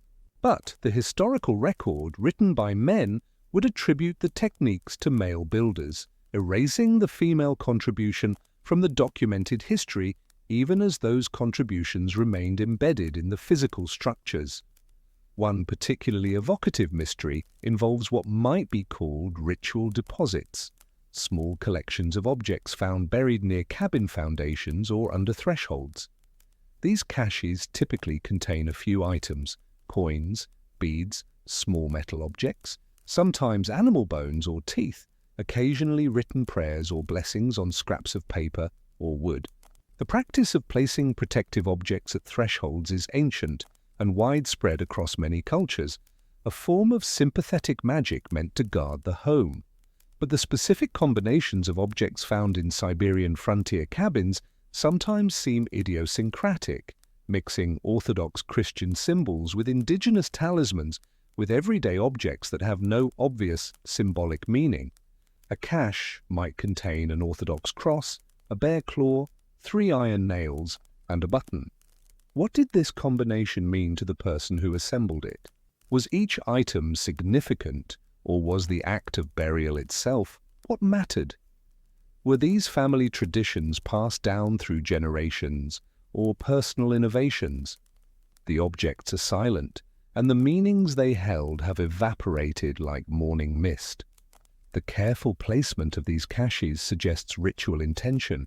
They are not random debris, but deliberately assembled collections placed with purpose. The person who buried these objects took time to select specific items, to arrange them in a particular way, to dig a small cavity at a meaningful location, and to cover them carefully. This was not casual or careless action, but a ceremonial act that mattered to the person performing it, perhaps a prayer made tangible, a hope for protection crystallized in physical form. The blending of Christian and indigenous symbols in these deposits reflects the religious syncretism that characterized frontier life. An Orthodox believer who also respected the spiritual power attributed to bear claws was not necessarily confused or inconsistent, but rather pragmatic, seeking protection from multiple sources without worrying overly about doctrinal compatibility. The frontier was a place where abstract theological distinctions mattered less than practical results, and if both the Christian cross and the indigenous talisman contributed to family safety, then both deserved a place in the foundation deposit. Archaeologists also debate the question of whether certain construction techniques spread through active teaching or through observation and imitation. When similar structural features appear across a wide geographic area, Does this indicate traveling craftsmen who carried knowledge from place to place? Does it suggest a common source, a particularly influential builder whose techniques were deliberately adopted by others? Or does it simply mean that similar environmental pressures led different people to similar solutions independently? All three explanations are probably true for different features at different times, but distinguishing which is which for any specific technique is often impossible. The evidence allows multiple narratives, and honest scholarship requires acknowledging this ambiguity rather than forcing certainty where none exists. The question of knowledge transmission becomes particularly interesting when we find sophisticated techniques in remote, isolated settlements where access to expertise should have been minimal.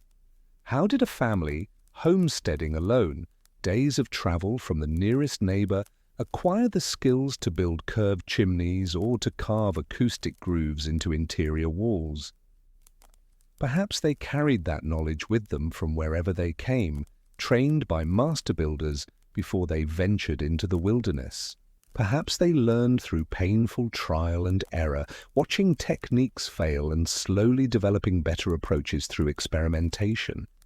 Perhaps knowledge traveled in unexpected ways, through casual conversations at trading posts, through observation during brief visits to other settlements, through stories and descriptions that conveyed general principles even if they lacked specific details.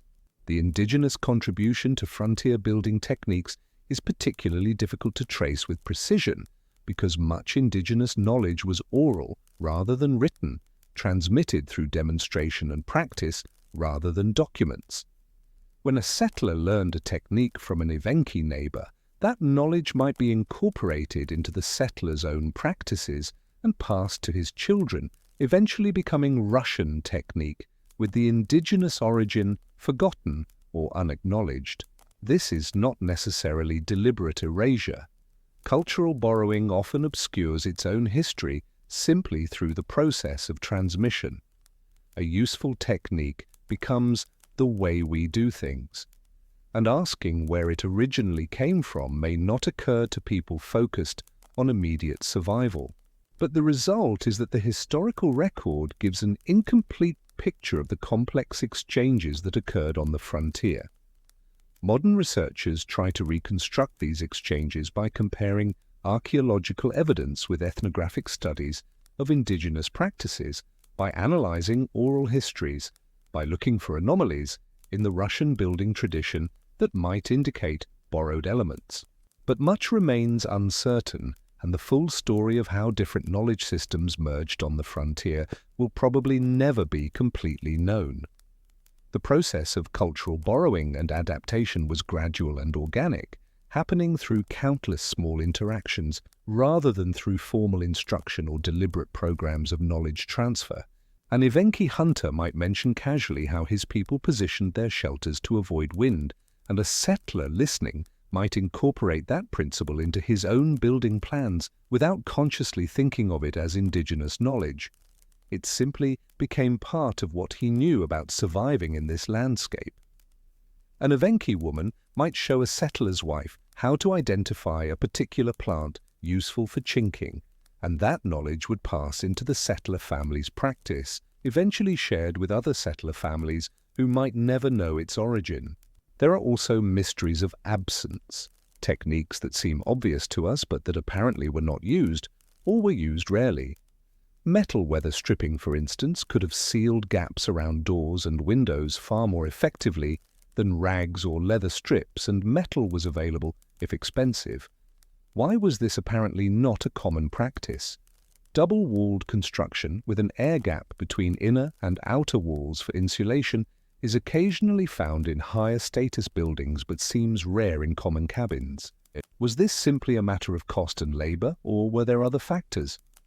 When we ask why something was not done, we enter even more speculative territory than when we try to explain what was done. Perhaps the absence of a technique indicates it was never thought of. Perhaps it was tried and found less effective than it seems it should be. Perhaps it was known but considered too expensive or too difficult for most people to implement. Perhaps cultural factors we do not understand made certain solutions unacceptable or unthinkable, Absence of evidence is not evidence of absence, as the saying goes, and the things we do not find in the archaeological record might be as significant as the things we do find, if only we could reliably interpret what that absence means. The question of why metal weather stripping was not widely used is particularly puzzling, given that metal was indeed available and was used for other purposes like hinges, nails, and tools. Perhaps the problem was not availability but workability. Shaping metal into thin, flexible strips that could be fitted around irregular door and window frames would have required specialized tools and skills that most frontier settlers lacked. Perhaps the metal available was too thick or too brittle for this application, or perhaps the effort of metalworking was better spent on other needs that could not be met any other way. As we sit here in the quiet hours contemplating these mysteries, there is something almost meditative about the uncertainty. We have fragments of structures, traces of materials, patterns that suggest intention without revealing full meaning. We know that people survived, that they developed effective techniques for living with deadly winds, that they passed some knowledge forward across generations. But the complete picture remains obscured, like trying to see through a window frosted with ice. The frost itself is beautiful. The mystery has its own appeal. We stand at a distance of centuries, looking back at lives lived in hardship, trying to understand not just what people did, but why and how they thought about what they did. The wind that howled through those cabins has long since dissipated into the atmosphere. The walls have collapsed, the roofs have rotted, the people who built and inhabited these structures have returned to dust. What remains are these fragments, these traces, these unanswered questions, and perhaps that is enough to know that people faced deadly winds with intelligence and determination, that they experimented and adapted, that they borrowed and blended knowledge from different traditions. The specific details may elude us, but the general truth is clear. Humans are remarkably good at survival, at finding ways to persist in conditions that seem impossible. The mysteries that remain are reminders of how much human ingenuity exists in quiet, undocumented forms. Not every innovation is written down or remembered. Not every effective technique leaves clear evidence of its principles. The frontier was full of small victories and small insights that allowed life to continue in harsh conditions, most of them never recorded, never celebrated, simply lived and then forgotten.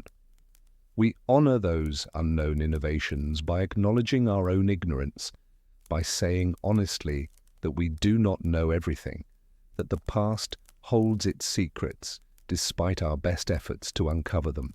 There is a profound humility required in historical research, particularly when studying periods and places that left few written records.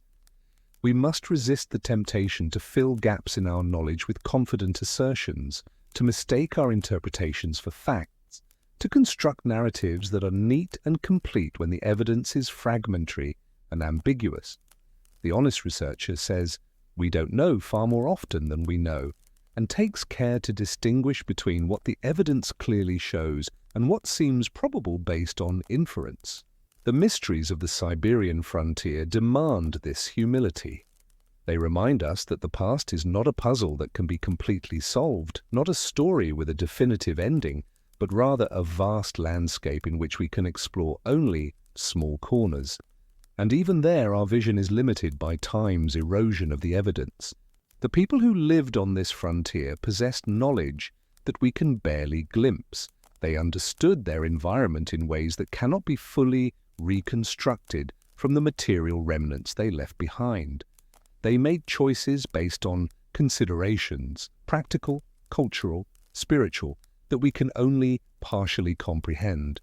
To study their lives is to engage in an act of imagination constrained by evidence, to build provisional understandings that remain always open to revision. The grooved logs, the curved chimneys, the mysterious trenches, the ritual deposits, each of these is a doorway into questions we cannot fully answer, a reminder that human experience extends far beyond what any historian can capture. The wind continues to blow across the Siberian frontier, moving over the ruins of old settlements, whispering through collapsed timbers and empty spaces where cabins once stood. If we listen carefully to that wind, perhaps we hear echoes of the knowledge that was once held there, practical, spiritual, survival wisdom that helped people endure. But the echoes are faint and ambiguous, open to interpretation, mysterious, and maybe that is as it should be. Maybe some knowledge is meant to remain in the place and time where it was used, serving its purpose and then fading, leaving behind only traces for future generations to puzzle over and wonder about in the deep quiet of night. The wind carries voices from the past, but they are distorted by distance and time, impossible to hear with perfect clarity. We catch fragments of sentences, half-formed words, the emotional tone of something that mattered deeply to someone long gone. These fragments are precious precisely because they are incomplete, because they require us to engage our imagination, to fill the silences with possibilities rather than certainties. In the ruins of a collapsed cabin, we might find a peculiar arrangement of stones near what was once the hearth, stones that are not structural, that serve no obvious practical purpose, that someone placed with care and intention. Were they part of a folk ritual, a personal superstition, a remembered tradition from somewhere else entirely? We can speculate, but we cannot know. The stones remain, silent witnesses to an action whose meaning died with the person who performed it. And in that silence there is something profound, a recognition that not everything can or should be recovered, that the past maintains its dignity partly through its inaccessibility. The archaeological sites themselves are changing, slowly being reclaimed by the environment that the cabins once sheltered against. Permafrost shifts and heaves, disturbing foundations and scattering artifacts. Trees grow through collapsed roofs, their roots displacing timbers and mixing layers that archaeologists rely on to establish chronology. Animals burrow into ruins, creating new pathways that confuse the interpretation of original structures. Each year that passes, more evidence is lost, more questions become permanently unanswerable. There is an urgency to the work of studying these sites, a race against time's erasure. But there is also an acceptance that no matter how quickly or carefully we work, much will be lost.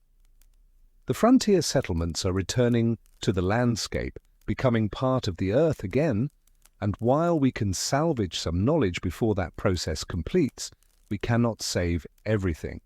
When researchers carefully excavate a site, they are also destroying it in a sense, disturbing the arrangement of materials, removing them from context, transforming a physical place into documented data. This is necessary for study, but it means that each excavation eliminates the possibility of future researchers approaching that same site with better techniques or different questions. We preserve through destruction, save through dismantling, and this paradox weighs on anyone who works with these fragile remnants of the past. The question of what we owe to the people who lived on this frontier is complex and not easily answered. Do we owe them accurate representation to the extent that our evidence allows? Certainly. Do we owe them respect for their struggles and achievements? Without question. But do we also owe them the space to remain partially unknown, to let some aspects of their lives rest in mystery rather than exposed to our analytical scrutiny? Perhaps so. There is a kind of violence in the archaeological gaze, however well-intentioned. We dig up what people buried, we examine what they left behind, we subject their choices to academic analysis. We do this in the service of knowledge to understand and honor how people lived, but we should also acknowledge that our investigation is an intrusion, a crossing of the boundary between past and present that cannot be entirely justified by our good intentions. The people who carved grooves into logs, who built curved chimneys, who dug trenches around their cabins, they did not do these things for us. did not expect that centuries later, strangers would puzzle over their work and debate its meaning. They did these things for themselves, for their families, for their immediate survival and well-being. That their actions have become subjects of historical inquiry is an accident of preservation, not a purpose they chose. We should approach their remnants with gratitude for what they reveal, but also with humility about our right to interpret them. The mysteries of the frontier also remind us about the limitations of different types of knowledge. Academic knowledge produced through systematic study and peer-reviewed publication is valuable and important, but it is not the only kind of knowledge, and it is not always superior to the experiential, embodied knowledge that frontier inhabitants possessed. A modern engineer might be able to calculate the optimal curve for a chimney to minimize backdraft using computational fluid dynamics and precise measurements. But the frontier builder who incorporated a curve based on observation, trial and error, and inherited wisdom might well have achieved equally effective results through entirely different means. Both types of knowledge are valid. Both produce real understanding. The frontier also generated knowledge that was never meant to be systematized or shared beyond small groups. A family might develop a particular ritual around sealing their cabin for winter, steps performed in a specific order with words spoken and actions taken that made sense within their private cosmology. This ritual knowledge served psychological and social functions. It created a sense of control in an uncontrollable environment. It bound family members together through shared practice. It marked the transition from one season to another with appropriate gravity. Whether the ritual had any practical effect on the cabin's wind resistance was almost beside the point. Its value lay in what it did for the people performing it. When we find evidence of such practices in the archaeological record, we often struggle to interpret them because we are looking for practical function when the function might have been primarily emotional or spiritual. A feature that seems inexplicable from an engineering standpoint might make perfect sense from a psychological or cultural one, but without access to the interior lives of the builders, we cannot always make these distinctions. The passage of time has made the frontier inhabitants into characters in a story we tell about human adaptation and survival. But they were not characters, they were people, as complex and contradictory as we are. They had fears that kept them awake at night, hopes that sustained them through hardship, relationships that gave their lives meaning beyond mere survival. They laughed at jokes we will never hear, sang songs we will never recover, told stories that have vanished completely.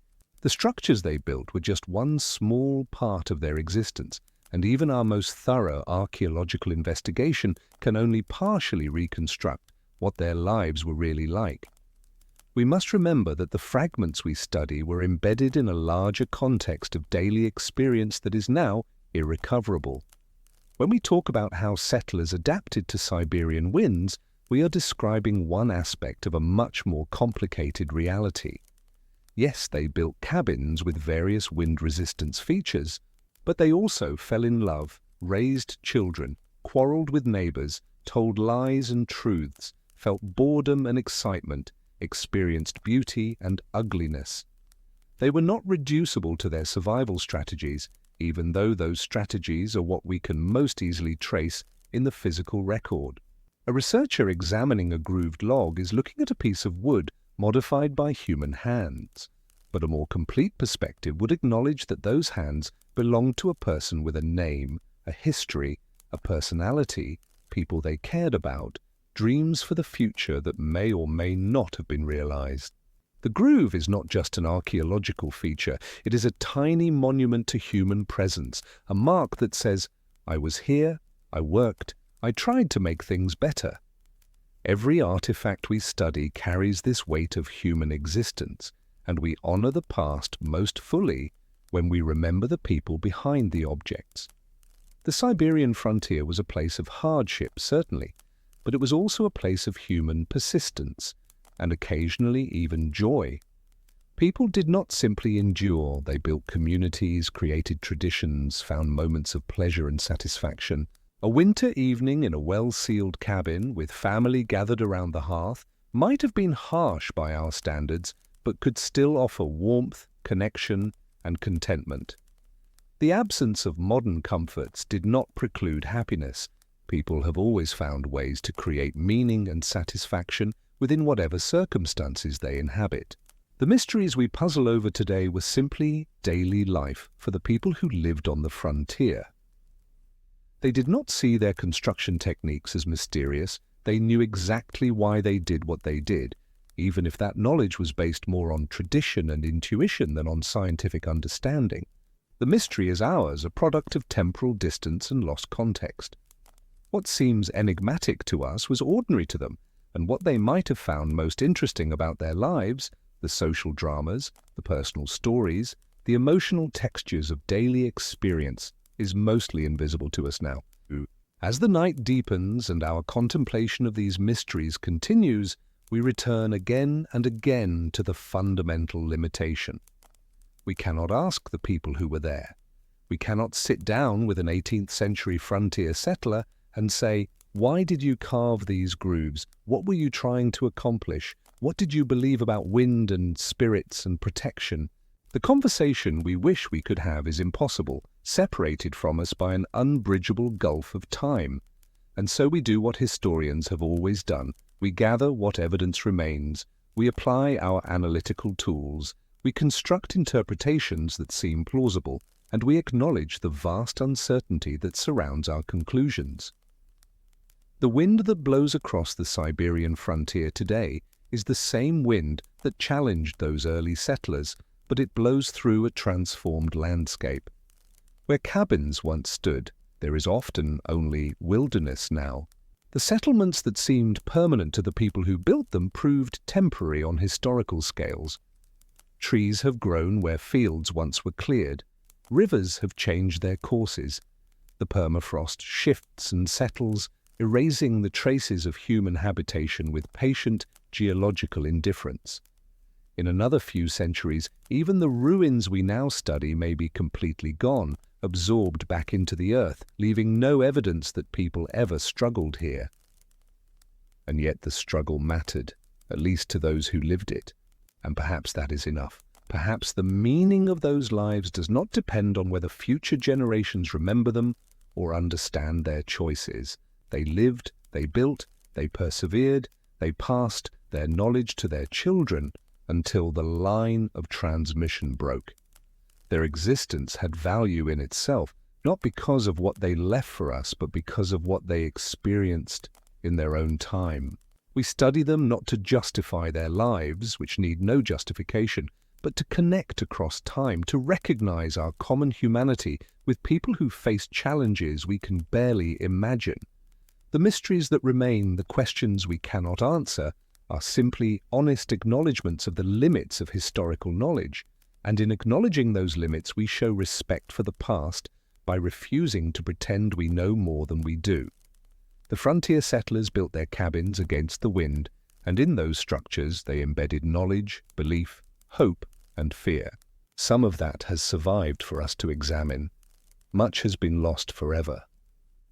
What we have is precious and fragmentary, like shards of pottery that hint at the vessel's original shape without fully revealing it.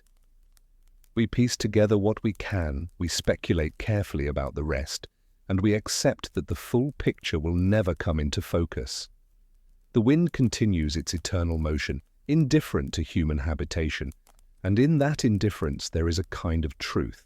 The settlers did not tame the wind. They found ways to live with it, to survive despite its force. They built their temporary shelters in a landscape that would outlast them by millennia. And now we, temporary in our own turn, look back at their temporary solutions and find them mysterious, beautiful, and ultimately incomplete. The night grows later, and the mysteries remain. In the silence, we can almost hear the wind of centuries past, carrying voices we cannot quite discern, telling stories we cannot quite hear. And in that almost hearing, that sense of being close to understanding but never quite reaching it, we find perhaps the most honest relationship we can have with a past that exists now, only in fragments and whispers. As our journey through these frozen memories continues, let us shift our attention to a different kind of experience, one lived behind thicker walls and warmer fires. Not all who faced the Siberian winter winds did so with the same resources or the same fears. There existed, even on the frontier, a hierarchy of shelter and security. Governors appointed by distant authorities, wealthy merchants who had profited from trade, military officers stationed in administrative centers. These people inhabited a different winter than the common settlers whose lives we have been tracing. The homes of the elite were constructed with advantages that most frontier families could barely imagine. Where a settler's cabin used whatever timber could be cut and hauled by a single family's labor, elite residences employed hired craftsmen who could select the finest logs from the best forests. These craftsmen, new techniques learned in established cities, brought with them standards of construction that reflected generations of refined practice. The walls of elite homes were often double-layered, with logs both inside and out, and an air gap between them filled with insulating material. This double construction required far more timber and far more labor, but it created a barrier against wind and cold that was significantly more effective than any single wall cabin could achieve. The gaps between logs were chinked, not just with moss and clay, but with carefully prepared mixtures that might include lime, hair, and other binding agents that created more durable seals. The windows of elite homes were fitted with actual glass, imported at considerable expense from distant manufactories. Glass was a luxury that transformed the experience of winter indoors. It allowed light to enter while keeping wind completely out, something that hide-covered openings could never fully achieve. Heavy wooden shutters could be closed over the glass when storms were most severe, providing additional protection. These shutters were mounted on iron hinges that did not warp or break, like the leather hinges common in settler cabins. The doors were constructed of thick planks, often reinforced with iron straps, and fitted into frames built with precision that minimized gaps. The chimneys of elite homes were another mark of privilege. While settlers struggled with chimneys built from fieldstone and clay, often crude and prone to cracking, elite homes featured chimneys constructed of brick. Brick was expensive, it had to be made, which required clay deposits, fuel for firing, and skilled labor, or imported, which added transportation costs. But brick chimneys were far superior in performance.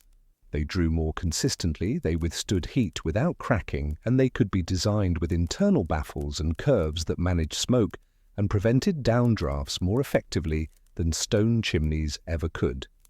The hearths in elite homes were larger, capable of holding bigger fires that produced more heat. The floors of elite residences were often planked wood rather than packed earth, creating another barrier against cold rising from the ground. Some particularly wealthy homes had raised wooden floors with a crawl space beneath, providing an additional layer of insulation. Walls might be covered with fabric or decorated with painted panels, both of which added modest insulating value, but more importantly, transformed the psychological experience of the space. A decorated interior felt warmer somehow, more civilized, farther removed from the raw cold outside.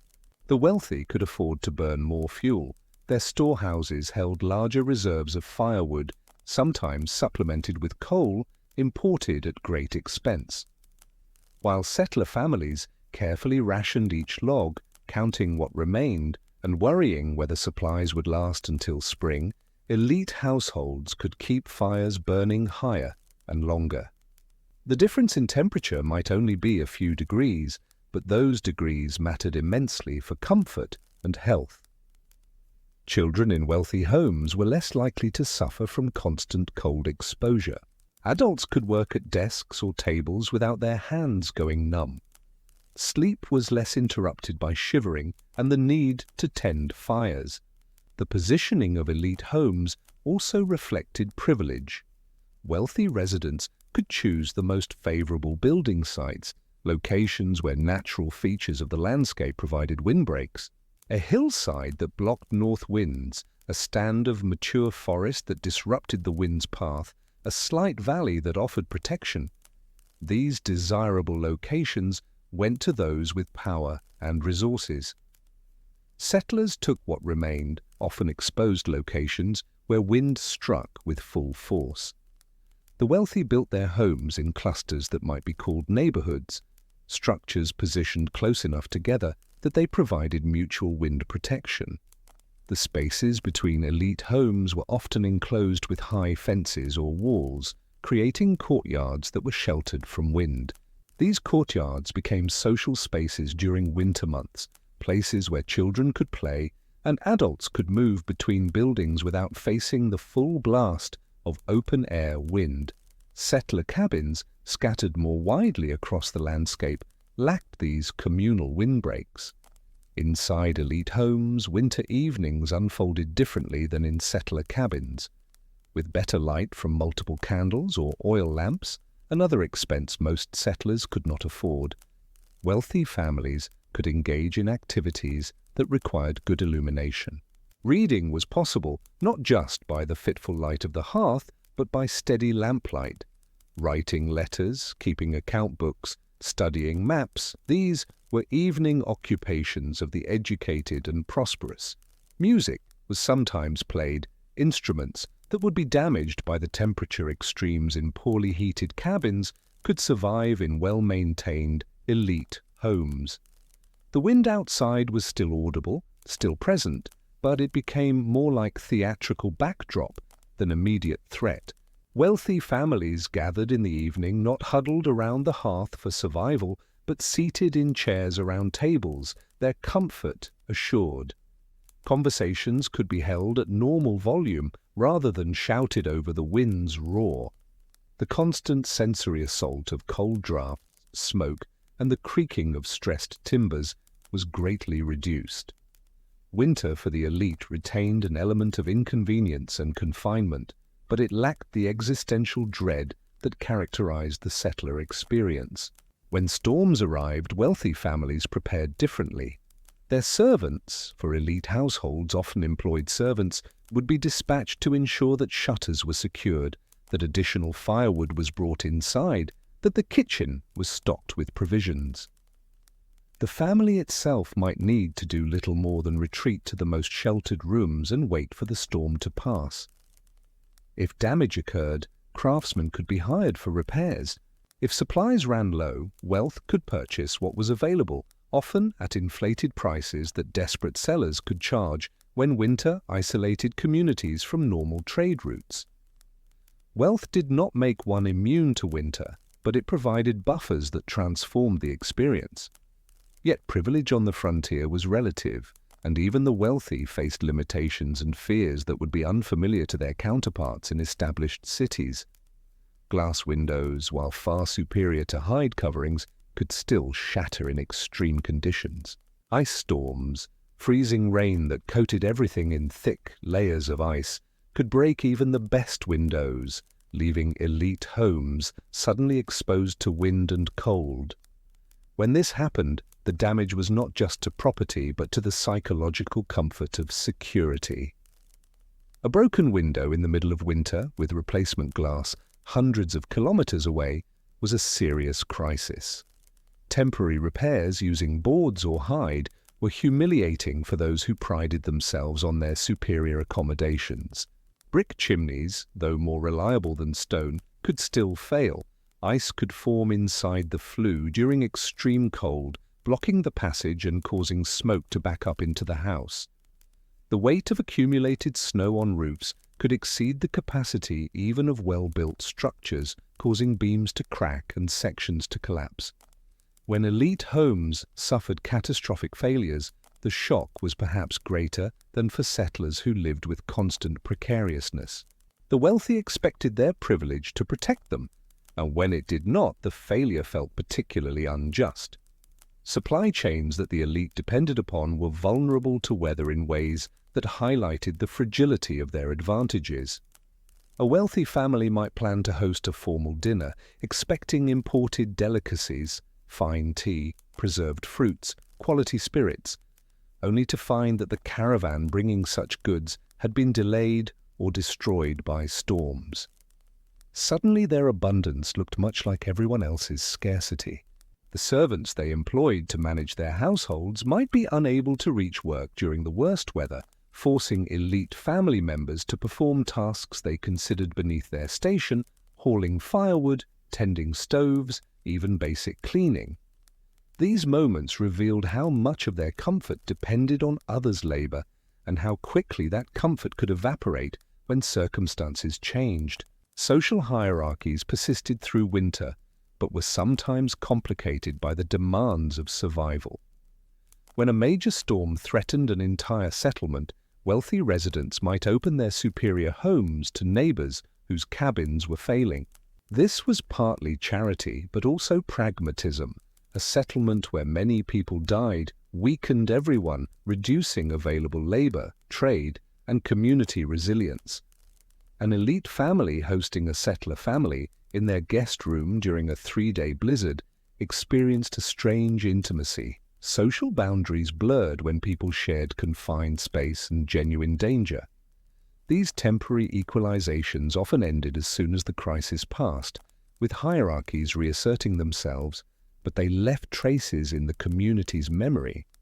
People remembered who had offered shelter and who had not. The maintenance of elite homes required constant attention, though this attention was often performed by paid labor rather than the homeowner's hands. Servants monitored gaps in chinking, cleared snow from roofs, kept multiple fires burning in different rooms. But the fundamental battle was the same as for settlers. Wind constantly sought entry, cold constantly tried to steal warmth, structures constantly needed repair. The elite simply had more resources to throw at the problem, which changed the experience but not the underlying reality. A governor, living in the finest house in a frontier town, still woke some mornings to frost on the inside of his windows, still heard wind howling around his walls, still felt drafts that his expensive construction could not entirely eliminate. Wealth brought degrees of comfort, not absolute immunity. The social calendar of elite communities was profoundly shaped by winter's constraints. In warmer months, there might be outdoor gatherings, hunting parties, excursions to scenic locations. Winter contracted social life dramatically. The elite visited each other's homes when possible, turning these visits into elaborate social rituals that helped pass the long, dark months. But such visits required either very short distances, neighbors close enough to reach without serious exposure, or careful planning and favorable weather. A dinner invitation might be extended weeks in advance, with the understanding that actual attendance depended on whether the wind died down and snow conditions allowed travel. Cancelled plans were common, and the disappointment of isolation affected the wealthy as much as anyone. Humans are social creatures, and even those with comfortable homes and adequate supplies suffered from the loneliness of being cut off from their peers for weeks at a time. The psychological strain of confinement, seeing only one's immediate family and household servants, unable to escape into wider social networks, created tensions that sometimes erupted into conflict. Families that got along well enough when they could retreat to separate pursuits found themselves on edge when forced into constant proximity.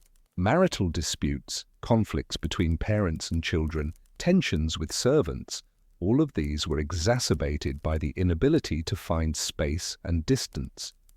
Elite families were not immune to the cabin fever that affected everyone trapped indoors by winter winds.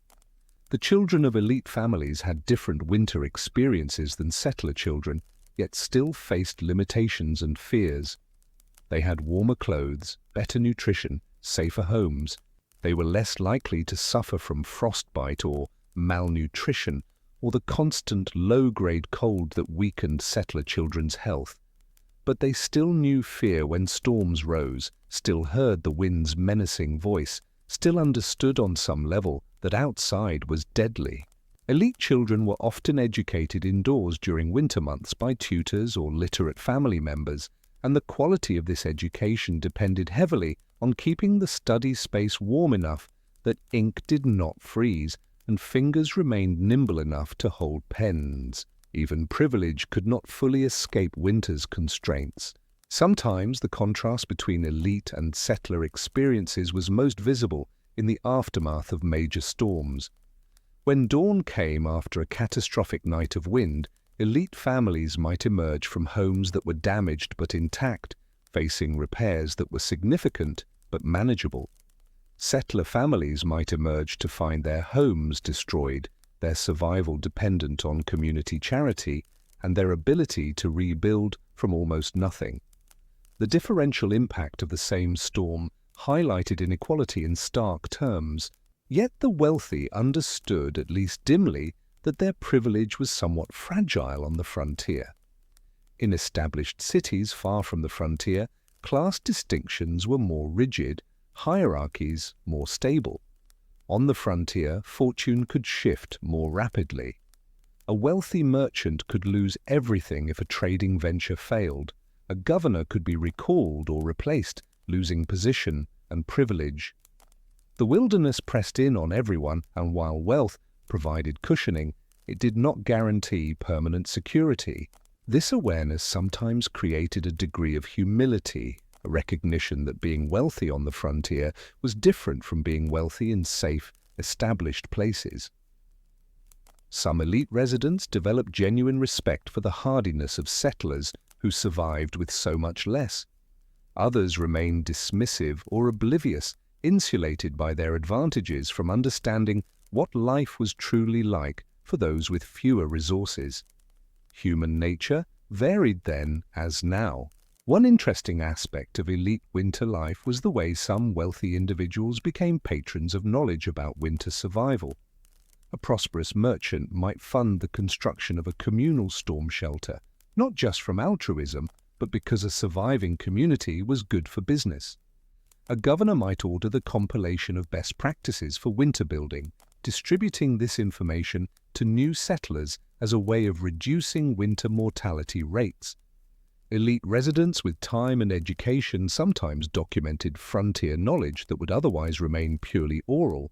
These documents, journals, letters, official reports, now provide historians with valuable insights into frontier life, though they come filtered through the perspective of privilege. An elite observer writing about how settlers weathered winter might miss or misunderstand aspects that a settler would consider obvious, while noticing things that settlers took for granted. The architectural legacy of elite construction on the frontier outlasted most settler cabins.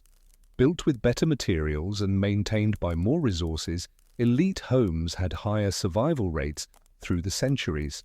When archaeologists excavate frontier settlements, the most intact structures are usually those built for the wealthy. This creates a skewed archaeological record.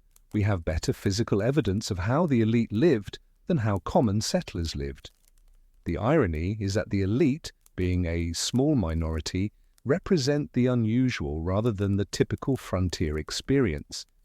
Their homes tell us about the possibilities of frontier building when resources were abundant, but most people lived without such resources.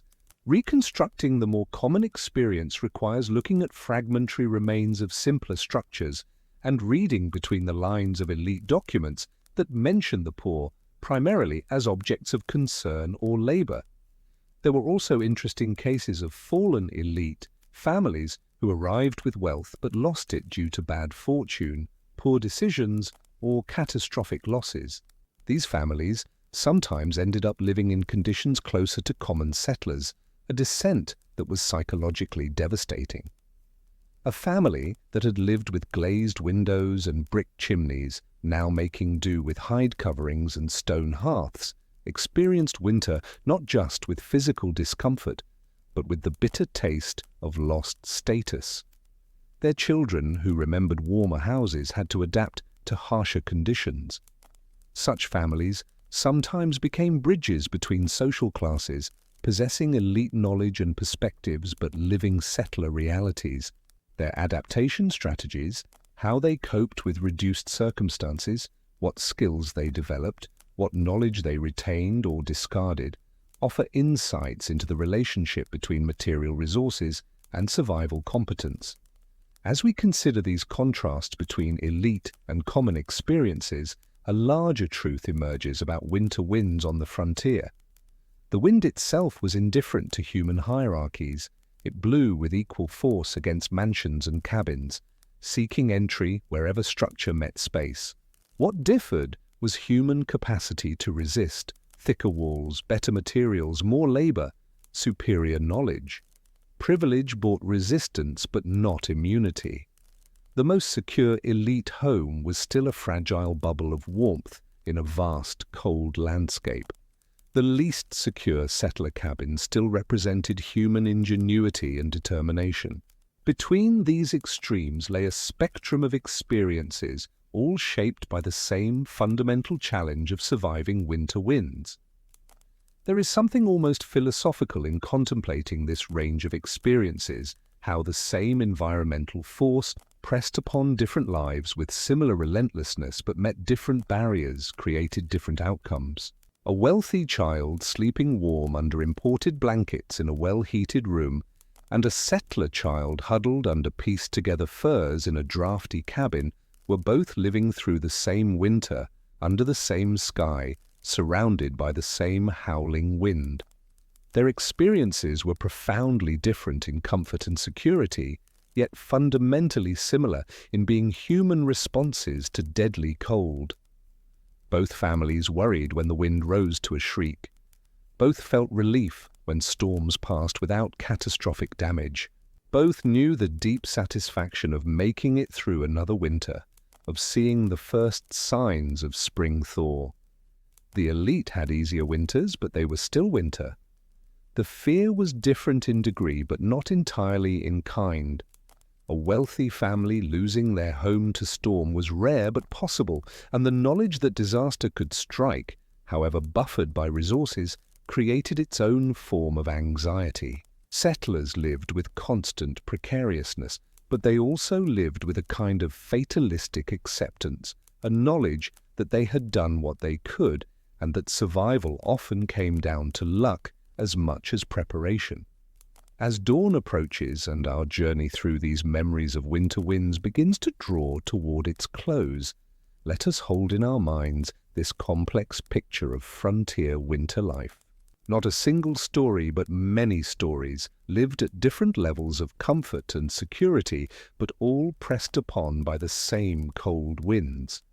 The architecture of privilege and the architecture of necessity existed side by side, sometimes learning from each other, always defined by their relationship to the environment they inhabited. The wind blew through it all, democratic in its pressure, even if human responses were stratified by wealth and power. And when spring finally came, as it always eventually did, both elite and settler emerged from their respective shelters into a world transformed by warmth, grateful to have survived another season of deadly winds. The stratification of comfort would persist through other seasons, but winter's end was celebrated across all social boundaries, a shared relief that made the human community briefly more visible than the hierarchies within it. The wind's voice faded to breezes and life continued, as it had and would for as long as people chose to make their homes in that cold land. And so we arrive at the end of our slow journey through the frozen world of early frontier settlements, where winter winds shaped every aspect of existence. We have walked through the daily struggles of common settlers, followed the life of one man who learned to read the wind, explored the mysteries embedded in old construction techniques, and witnessed how privilege altered but did not eliminate the challenge of surviving winter. What remains when we look back across all these fragments of history is a picture of human persistence, of the countless small adaptations that allowed life to continue in conditions that seem almost unimaginable to us now. The people who lived through those winters, whether in rough cabins or relatively comfortable elite homes, endured something we are largely spared. We who live in climate-controlled homes behind insulated walls and double-paned windows, with central heating that responds to a thermostat's touch, have been freed from the constant battle against cold and wind that defined frontier winter life. Our ancestors fought that battle so persistently that we inherited a world where such struggles became increasingly rare. When we feel a draft in our modern homes, we consider it an annoyance worth fixing, not an accepted feature of daily life. When the heating falters, we call professionals to repair it, not spend desperate hours trying to coax warmth from inadequate fires. The transformation across a few generations has been profound. We sleep through winter nights without waking to tend fires or check for roof damage. Children grow up never knowing the constant cold that their distant ancestors accepted as normal. This is not to say we face no challenges. Every era has its own difficulties, but the specific challenge of keeping deadly wind at bay has been largely solved for most of us. Yet there is value in remembering what was endured. Those frontier settlers, packing moss between logs with frozen fingers, rebuilding after storms, sharing knowledge that helped families survive. They were not special or heroic in their own minds. They were simply doing what had to be done to continue living. Their ordinariness is part of what makes their efforts remarkable. They did not expect monuments or recognition. They expected to wake each morning, assess the damage from the night, make repairs, and continue. The rhythm of their days was defined by necessity, and they met that necessity with practical determination. Semyon Grigorievich, the wind reader whose story we followed, represents something important about human adaptation. He was shaped by childhood trauma, the loss of his family's home, into someone who made it his life's work to understand and resist the forces that had caused that loss. His knowledge was hard-won, built from careful observation over decades. His legacy was not fame or wealth, but the continued survival of people who benefited from his insights. This kind of quiet competence, expertise developed through patient attention and shared without expectation of reward, is perhaps one of the most valuable human qualities. It appears throughout history in countless forms, most of it undocumented, most of the practitioners unknown to us. But the effects persist. Knowledge passed down, techniques refined, communities made more resilient. The mysteries we explored, the grooved logs, the curved chimneys, the unexplained trenches, remind us that much of human experience escapes documentation. People solved problems in ways that made sense to them, in their context, with their available resources and cultural frameworks. When enough time passes and contexts change, those solutions can become puzzling to later observers. We do our best to interpret the fragments that remain, but honest interpretation acknowledges its own limitations. The past is not a book we can simply read. It is a damaged text with missing pages, written in languages we only partly understand, describing experiences foreign to our own. We reconstruct what we can, honor what we cannot fully know, and remain humble about the limits of our understanding. The contrast between elite and settler experiences highlights how resource inequality shapes lived reality. Both groups faced winter winds, but with vastly different means of resistance.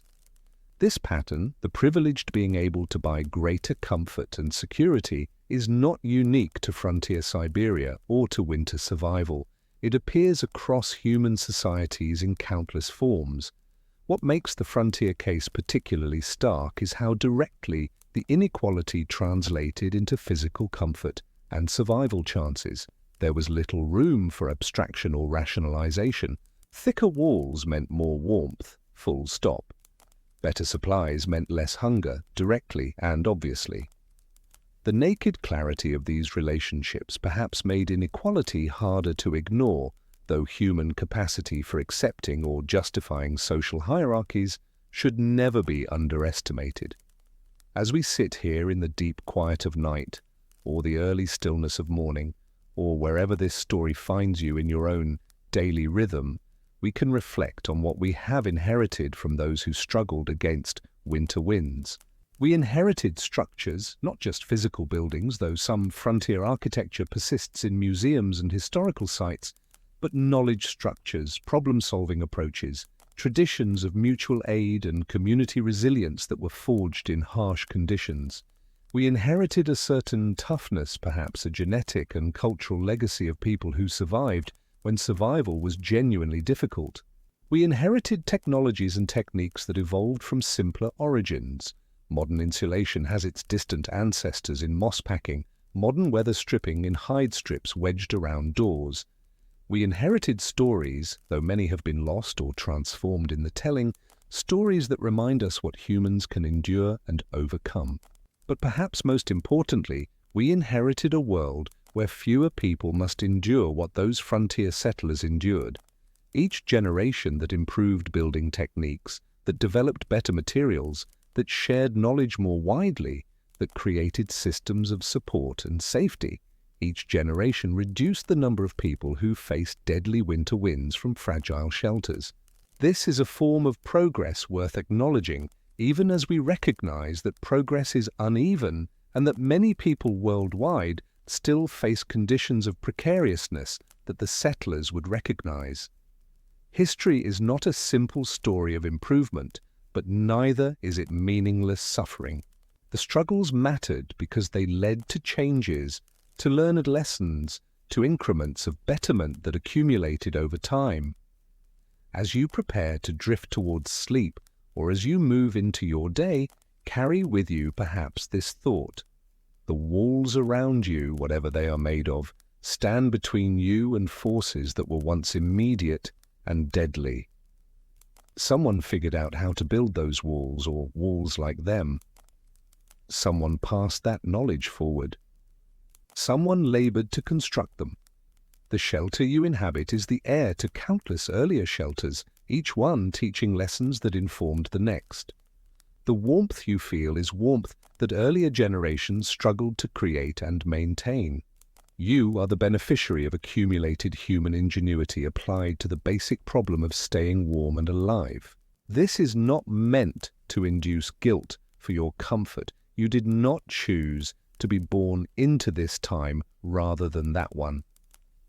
But perhaps it can inspire a quiet gratitude, an acknowledgement that comfort is not natural or guaranteed, but rather built, maintained, and passed forward through human effort.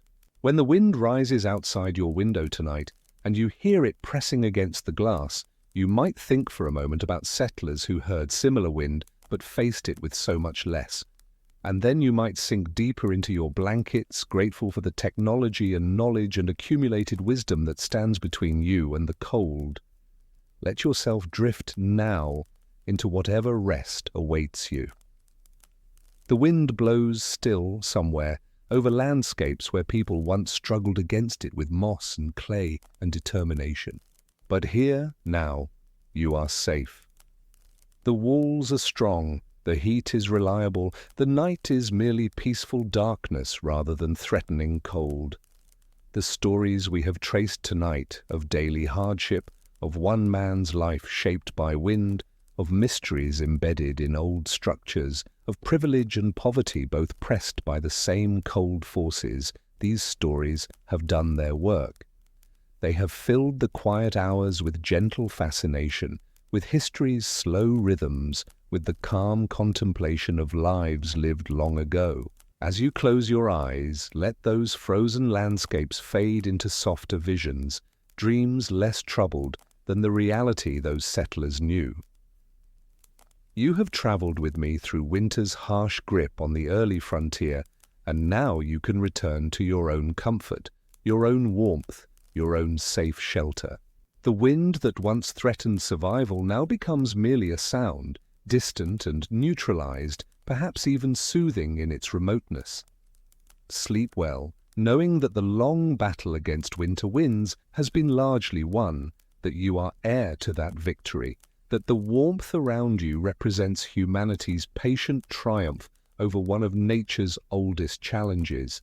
The deadly winds still blow across Siberian plains, across any cold landscape, but they blow past structures built with the knowledge those early settlers helped develop. They blow themselves out against walls that remember, in their design, if not their materials, the lessons learned log by log, storm by storm, generation by generation. And here, in this moment, you need only rest, comfortable and warm, while history's hard-won wisdom keeps you safe through the quiet hours. Good night, traveler through time. Good rest to you wherever you are, whatever hour you find yourself in.